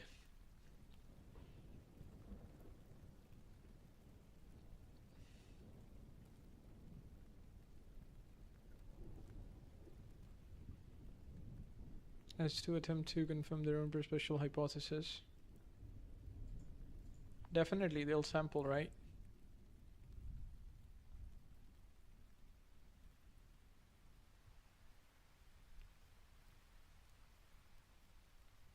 This is actually a very ROI book, man. This is actually very ROI. Return on investment is insane. This book's put me years ahead of a lot of people. It explains a lot of biases. It explains why people constantly lie to themselves to see, why they constantly cheat predictability. It just explains so much about humans. It just explains so much about me. And then I'll top it on this with behave and I don't know. This book is literally mind fucking. Like the model in itself is just asymmetrical. And then I should get some evolutionary biology too. That's like, yeah, once those things combined, like they give insane amount of leverage, man. And a book on market by Charles Minger. Like, yeah, of course you're gonna get like the lattice, his idea of lattice in the future, right? And then you have to take patience and slowly do all that to actually squeeze the juice, like the squeeze, right? You squeeze. we squeeze intelligence, man. Thank you, Carl Friston. This is all because of Friston free energy principle. I love Friston, bitch. I should buy a physical book for that. I mean, what's the price of Friston free energy principle? Let me just pause this timer. Let's just buy it, like, because we can. But I'm still gonna read it through a PDF. I'm still gonna read it like, yeah, Friston free energy principle.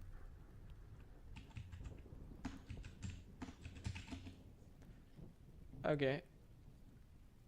Yeah, active inference. It's fucking expensive. It's not just expensive, it's just too expensive.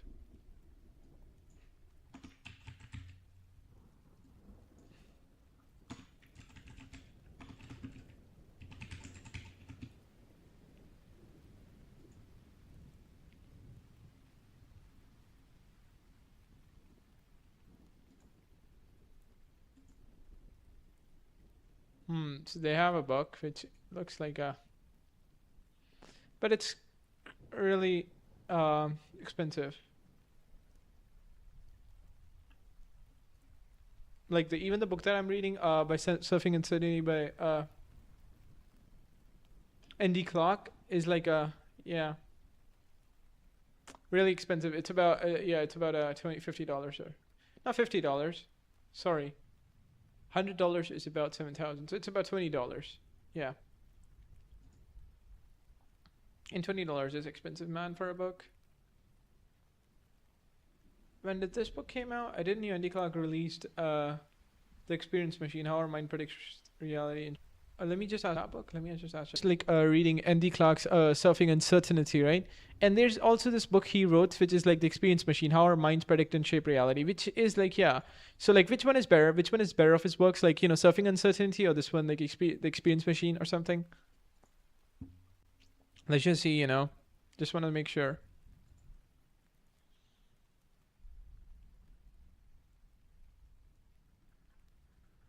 They are not substitutes. Here's a technical, academic, popular science. Explains predictive process in depth. Explains the implication for everyday experiences. Computational framework. Focus on perception. Wrestle with difficult. 300 pages. Argue much easier and faster to read. Written for a broad audience. Okay, Experience Machine is relatively new. If your goal is to actually understand stronger, but it builds theory from ground up. Predictions, prediction error, prediction weighting, Bayesian inference active. Tell you what you're predicting, but it argues why the framework explains prediction better than all the theories. Sure, it's less about introducing mathematics and more about questions.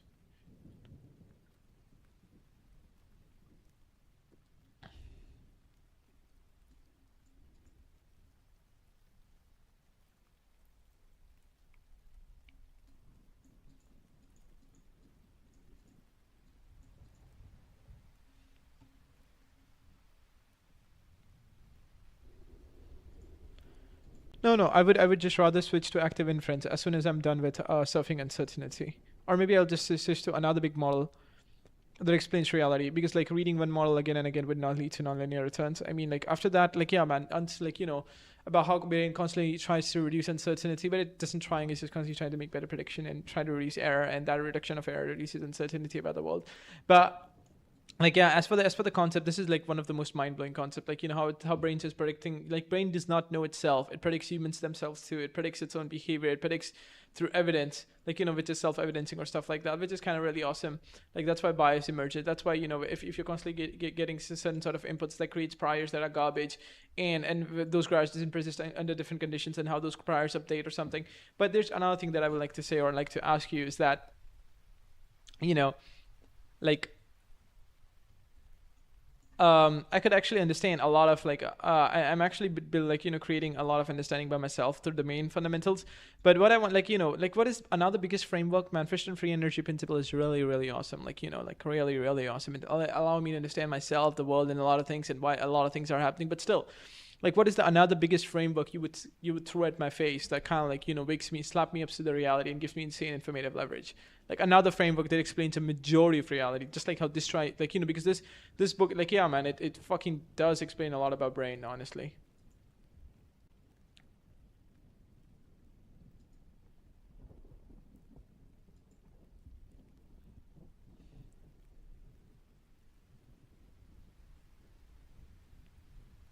Organism look for, yeah, conflict coexist, why intelligence evolve, why bias exist, why suffering, why aging exist. Compression, community reduction, cybernetics, how systems regulate, feedback control, stability control, systematic system.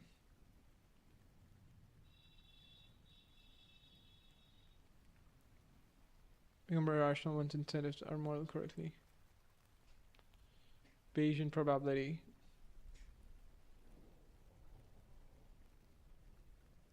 Conceptual complexity.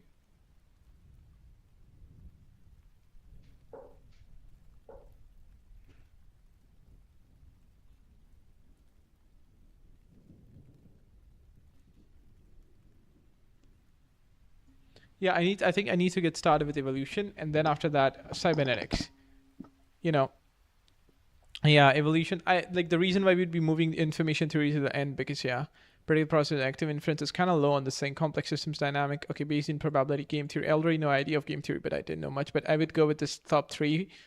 evolution. After this book ends, evolution, cybernetics, and information theory. We would be going, and then also thinking in terms of probability. We would be learning statistics and probability. So that's what we're going to do for 1 or 2 years that are being to come, about to come or something. Like, yeah, that is the main idea, to just like integrate all these concepts into the brain and fill it with them. Right? It would be fun, but yeah, we have to go with evolution, information theory, and cybernetics. I'll just always keep that in mind. My God, yeah. Cancel. Let's just cancel that.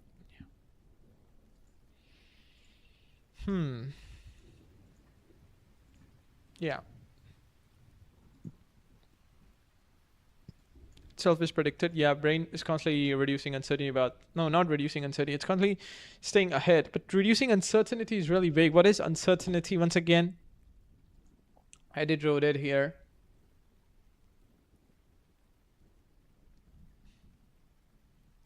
Uncertainty is just not able to reduce error about the sensory input.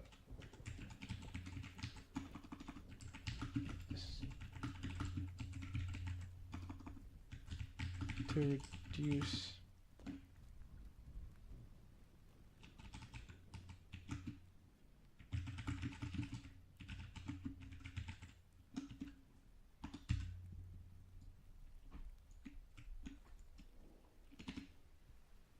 It's just the inability to reduce errors about the sensory input. Yep, that's it.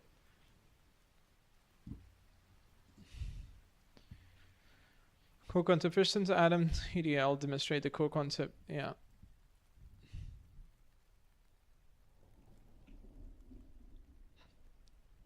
The world and distribution of salient precision sensory informations. Using a simple simulation in which an artificial agent samples of various scenes were driven by various perpetual hypotheses. Here, the agent commands the model that it tries to fit to the stimulus. Predicts the sensory data constructed upon one pattern of cascade. You see the point that confirms the hypothesis that the source of input is in a preface for. Shows that the system's behavior when presented with an image that fits none of its known models. Under those conditions, no model, no hypothesis prescribes a pattern of fixation able to confirm. Uncertainty cannot be squashed and no model can be selected.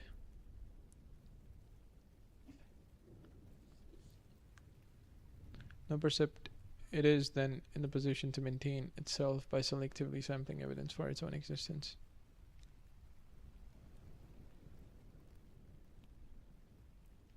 In a wandering fashion and no clear stable perception. High quality persistence input would, however, drive increased plasticity, allowing a new model to be.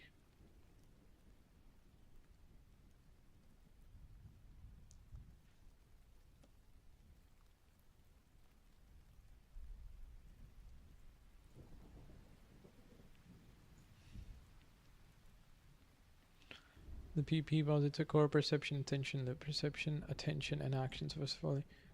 Yeah, so it's more like, you constantly get the sensory data, the input, and then you constantly derive persistence. So on the prior inputs, you build a model which creates prior hypothesis, and then you derive some salience to those, or precision to those things, because you think that those things are inspirable in order to achieve what you want to achieve biologically. And then there's some action that you take to actually achieve those things, because you cannot update the model. You have to resensory, from the environment or something like that, I suppose, or anything like that. In which into the model of the world and there's key action deriving roles. Working together, these determine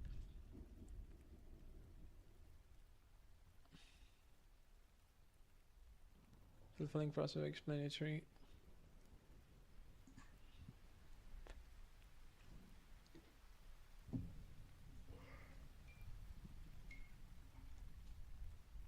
Mutual assured misunderstanding. On the dark side to all this to the dark side emerges when settling.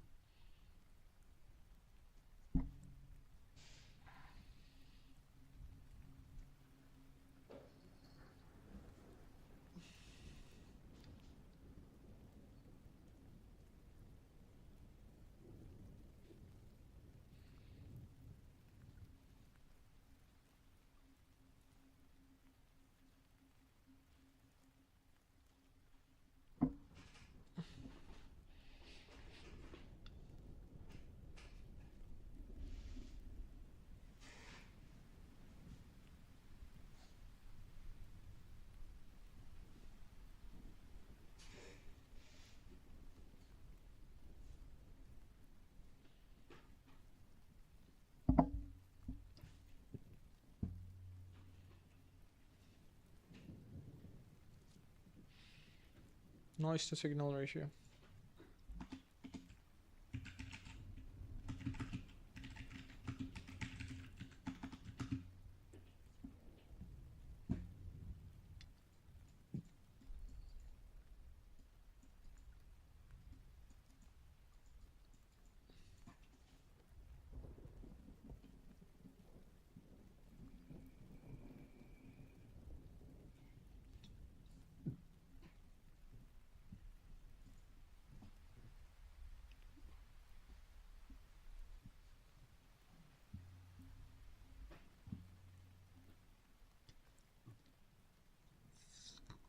Boring businesses make money because they are not under attention. Yeah, or something like that. Shouldn't miss it. There is, however, a possible dark side to all this too. Ultimately, misguided estimations of precision in ways that works against the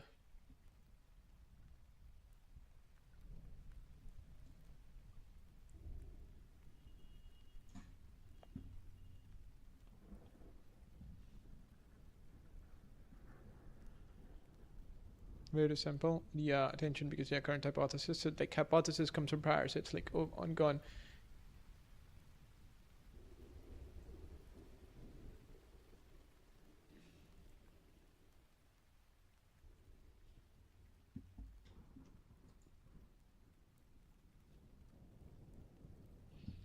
Yeah, I do know that, and I do get that.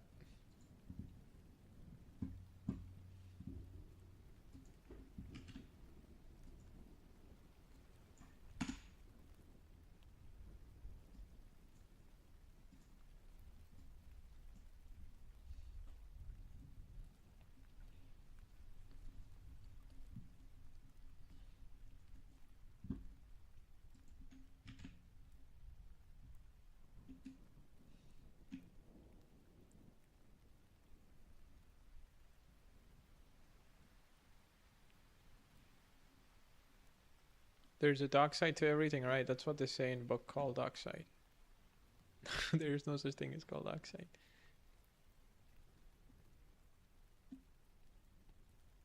Whoa, I can just bombard it with, I don't know.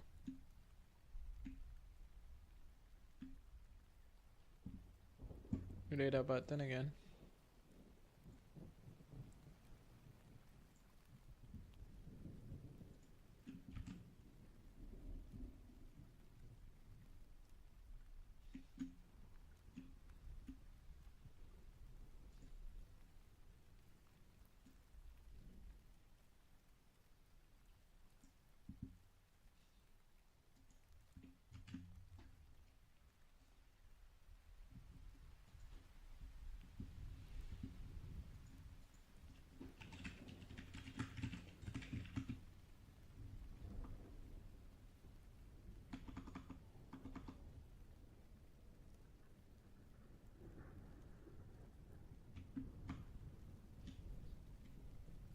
Okay, explain things mechanically. Like I don't really like, like explain them mechanically. More like give me the core. Don't actually put jargons. Like reduction is like your reduction and compression, and only give me the information that matters the most.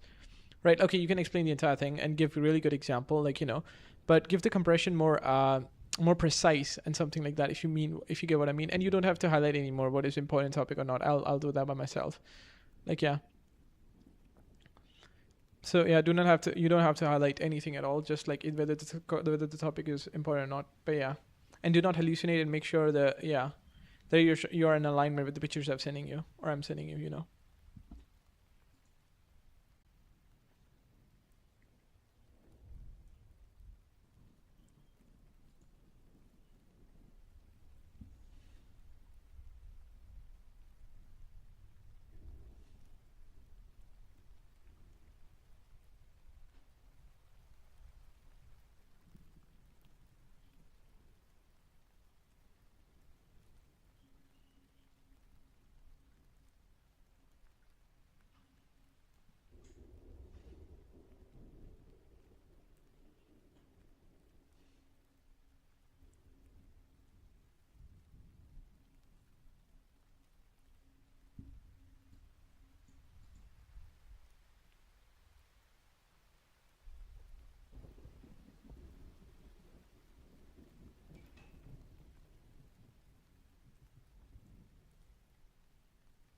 Perception changes action because action is active sampling.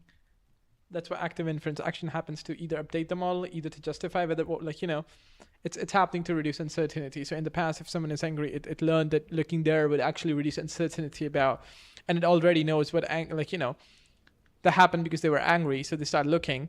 So it's like this expression. Okay, so this is like more like association, right? We have to explain this association part too here. Like look at here, guys. So for example, this is an angry face. Like, this is like this is not an angry face. Right, so just imagine this is an angry face of John, right? So this is John, and now the brain learned. So first of all, in the past, when this angry sensory, when this sensory input arrived, the brain didn't knew what it meant. Like when this sensory input arrived, the brain didn't knew it, but it started to realize, okay, this sensory input arrives, and so it started to predict it's because someone is angry. So angry, or this emotional state, gets associated with this. That means they're not up to any good when they're in this state. So it's like there's a correlation. So now you predict, like for example, you did something bad and you know that Jan is going to get angry. So you're predicting that he's angry and he's not showing, like, so he has a simple face, like he's not showing the face like this. He's just showing a face like this. So now you're thinking that he's hiding his emotion or something, or maybe he's angry, or let's say, for example, like if he's like that, then you think, okay, he is still angry, but no, he's just sad about his girlfriend leaving him. You don't know that, you don't have that information, but now whole loops start working again. So I can pretty much predict what they mean by this. So it's like now you think the Jag is angry. So each time, so now you collectively, because now you know that if someone is angry, what they do is like, you start to predict what next sensory input you would have, and the next sensory input you had, they would slam the table. They would talk less, like ignore you or something, like, yeah, ghosting or something. So they would talk less. They would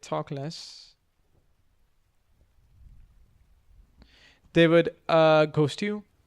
That I do. Ghosting, right? So they would ghost you or stuff like that. So they'll start doing stuff like that. So now you're already predicting that this, like, like 1, 2, or these 3 things are going to happen because brain is a fucking prediction machine. Constantly predicts, never stop prediction. It's a loop that never ends. Even right now, we are predicting the data. We are predicting the prediction. Fuck. We are always doing that. Even right now, you watching this video, you're predicting. We just never escape out of it, right? So now you predict, and now if he does any one of them, and let's say he just don't talk to you much, but he's sad. His girlfriend left him. So now you're saying that John is sad. Let's say because in the past you ate his pastry or fucking whatever, and yeah. So now you think you're the one or something, right?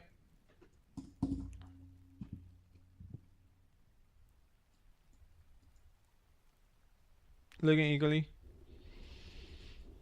Louder words, short answers. Because she's focusing on those things, she ignored them, like relaxed posture, smiling unusual tone. Now consciously, her attention is simply biased.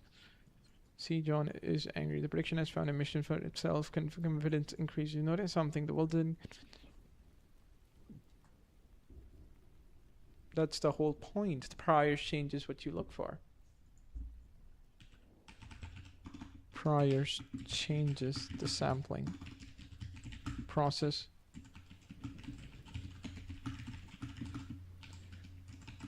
Thing that creates bias itself.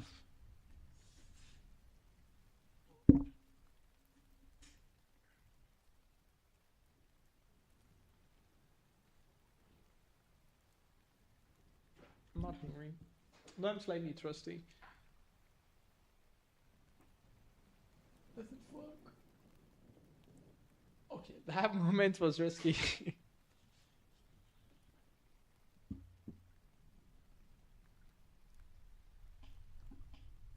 Yeah, so if this happens, like, yeah. Prediction changing. So prior changes expectations. So prior changes expectations. And expectations, like, yeah, so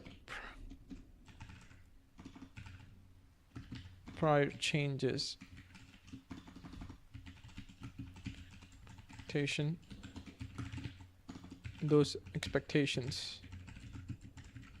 How you sample the world.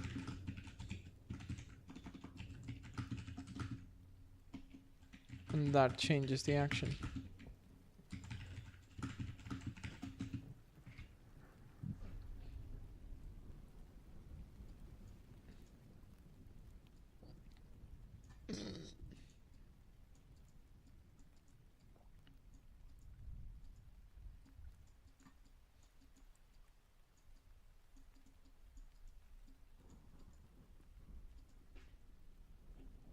It's a reinforcing loop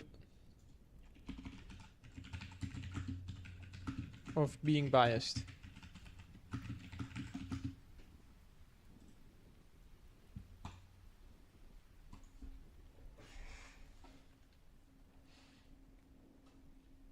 Now it's getting really cold for me.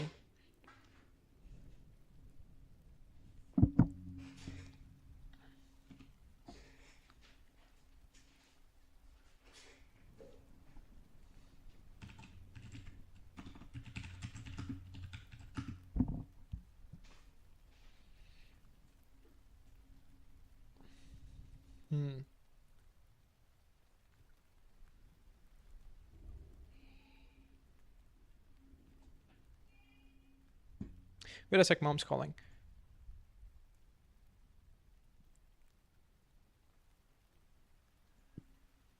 So she's calling me, but I really don't want to go, so we are not going. Reinforcing loop of making money. Ain't it? So yeah, so you're reinforcing loop of making money. That means making or solving problems that everyone's like, yeah, solving bigger problems for masses, and like, yeah, billion-dollar problems. Like, yeah, so that's how Elon Musk did, like, made so much money. He solved billion-dollar problems for the masses again and again and again. Reinforcing loop of being biased, reinforcing loop of, like, yeah, so you kind of like keep on escalating, so like solve bigger and bigger problems, which kind of like, okay, gives more and more money. And that's like a far more better reinforcing loop, because he didn't actually get all that money from investing. He built the companies that and open up them to stock market or something, or like, yeah, and then he created perceived value or something. So that's like a one model of how he actually made. So it's like the bigger problem you solve, the more money you make, like something like that. And then he acquired Twitter, and then he did a lot of stuff with that. So yeah, of being biased, reinforcing loop of making money. Right, reinforcing loop of making money, reinforcing loop of being biased. Yeah, and then you have to reinforcing loop of being intelligent, or reinforcing loop of being intelligent, or something like that. But the problem is, like, yeah, but the truth is, like, yeah, in the next 10 years, I'll collect all the information and then I'll use for the, like, yeah, intelligence create redundancy. Like, if you have a pretty good model right now, then you can use all those models in the next 10 years, and especially if you have a really great framework that allows you to understand majority of the reality or something. Being that, and then you'll like have a ability to actually ship and build and something like that. That in itself is real. Right, we are already hitting to our mark, which was like our idea, but in fact more than that. And I really want to read more, honestly. I do want to complete this section before I leave. Except that you said something tells you there's a Christmas song hidden in the noise. Why? Because now because the sound changed, because your prediction changed. Which parts you say?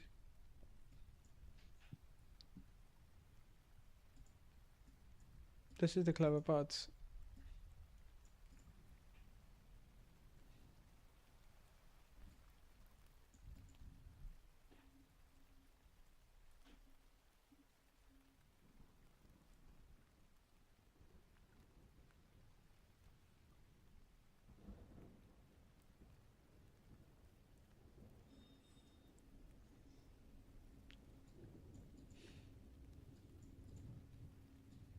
Created it.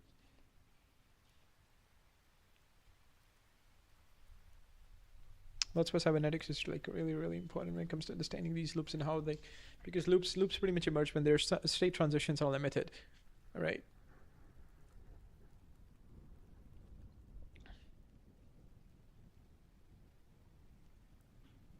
All you said, like, yeah, being very characteristics, but that's because countries what cannot happen. The correct hypothesis exists. The agents look around every eye moment, gather useful information.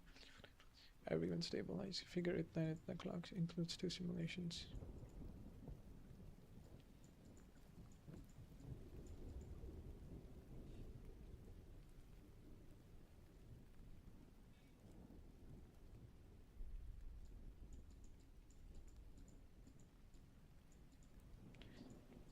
If your internal model cannot predict reality.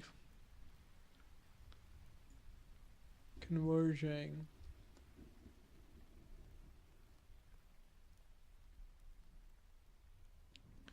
Ah, yeah.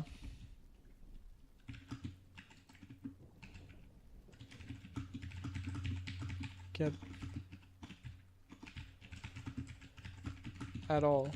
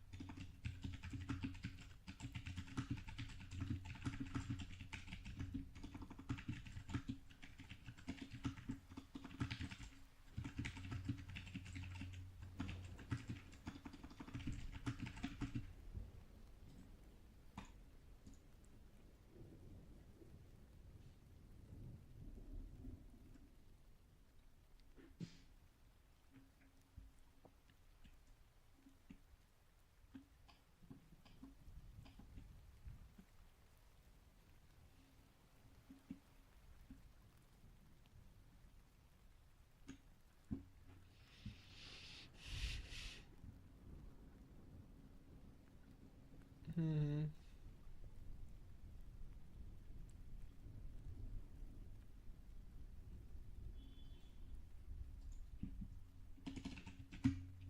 It takes years.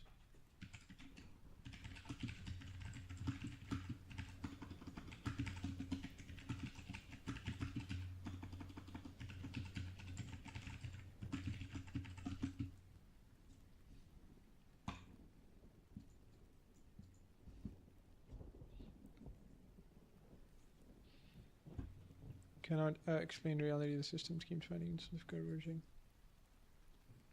Bigger than that.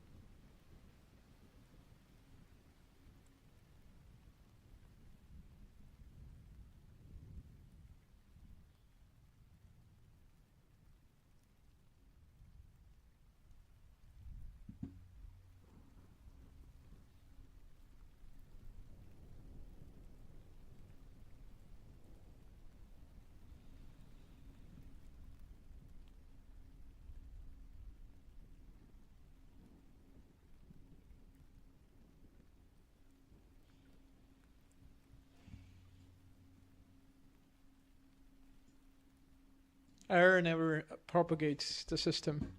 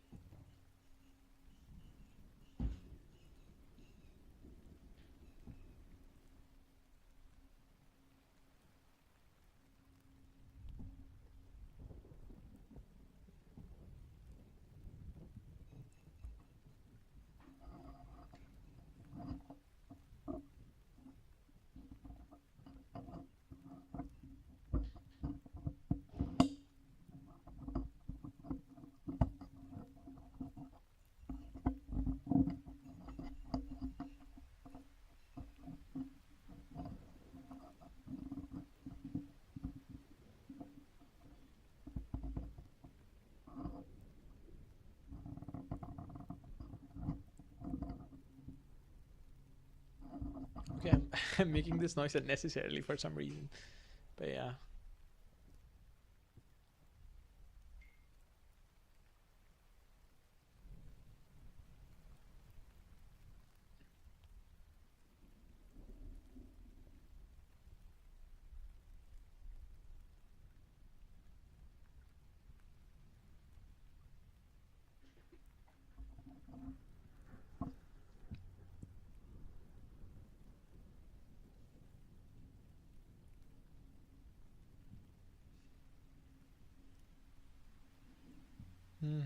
But actually, yeah, debates doesn't necessarily, yeah.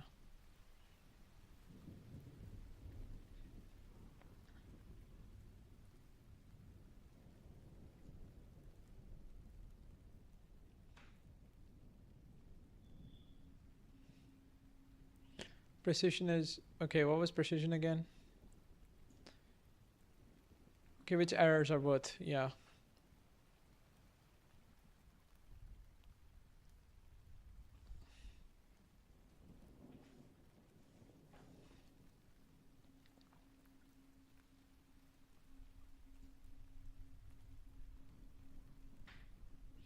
Because precision changing, because prior, because the prior model, like, yeah, because you have prior model about the precision itself, precision itself is updating. This is above, this leads to a more accurate perception.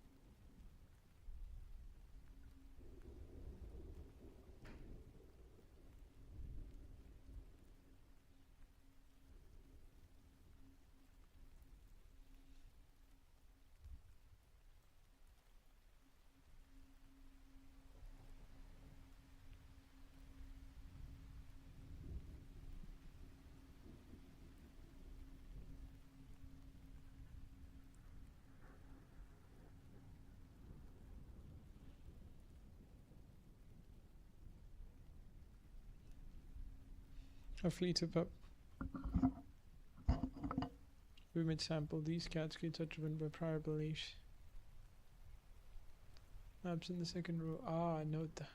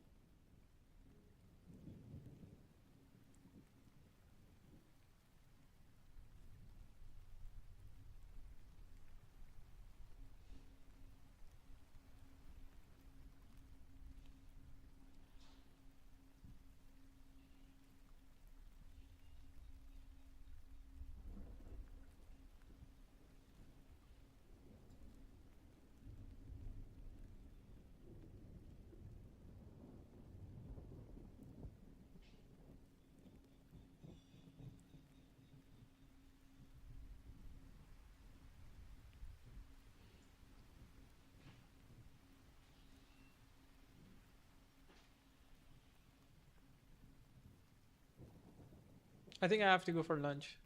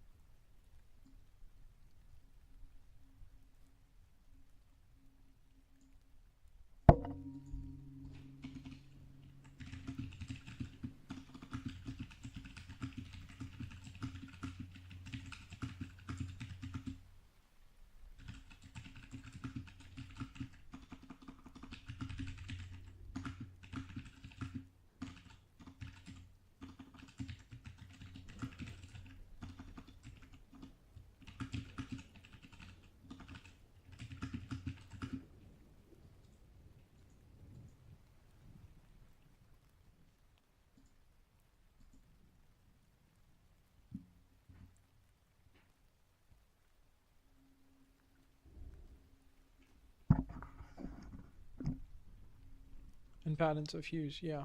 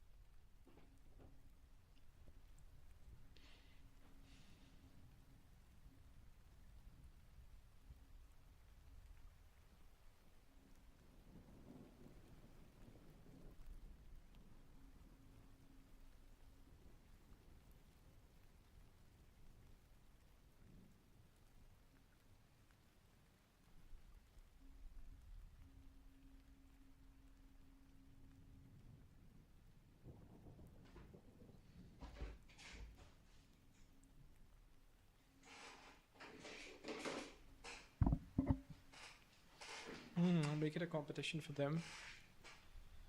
Positioning, huh? Positioning.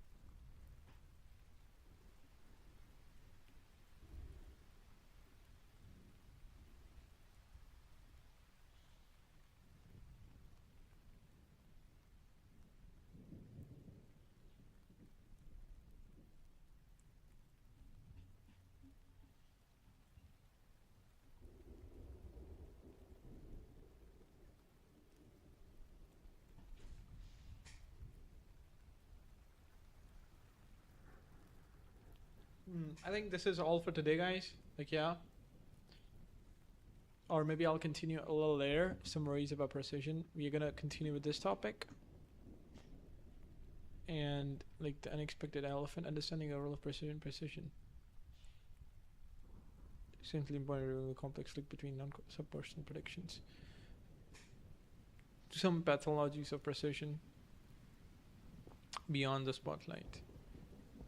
Imaginarium, construction industry. What is this? Imaginarium.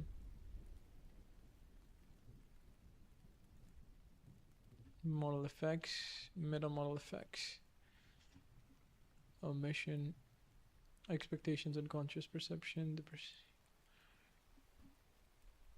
brain reading during emergence. Okay, yeah, so we already are, man. It's like going good. I think maybe this book will take a month or something, like a 30 days to actually complete it. So yeah, which is a long amount of time if you ask me, but that's all right. Some precision. Yeah, we were here. Some worries about precision. We'll go on with this the next time, okay, guys? Yeah.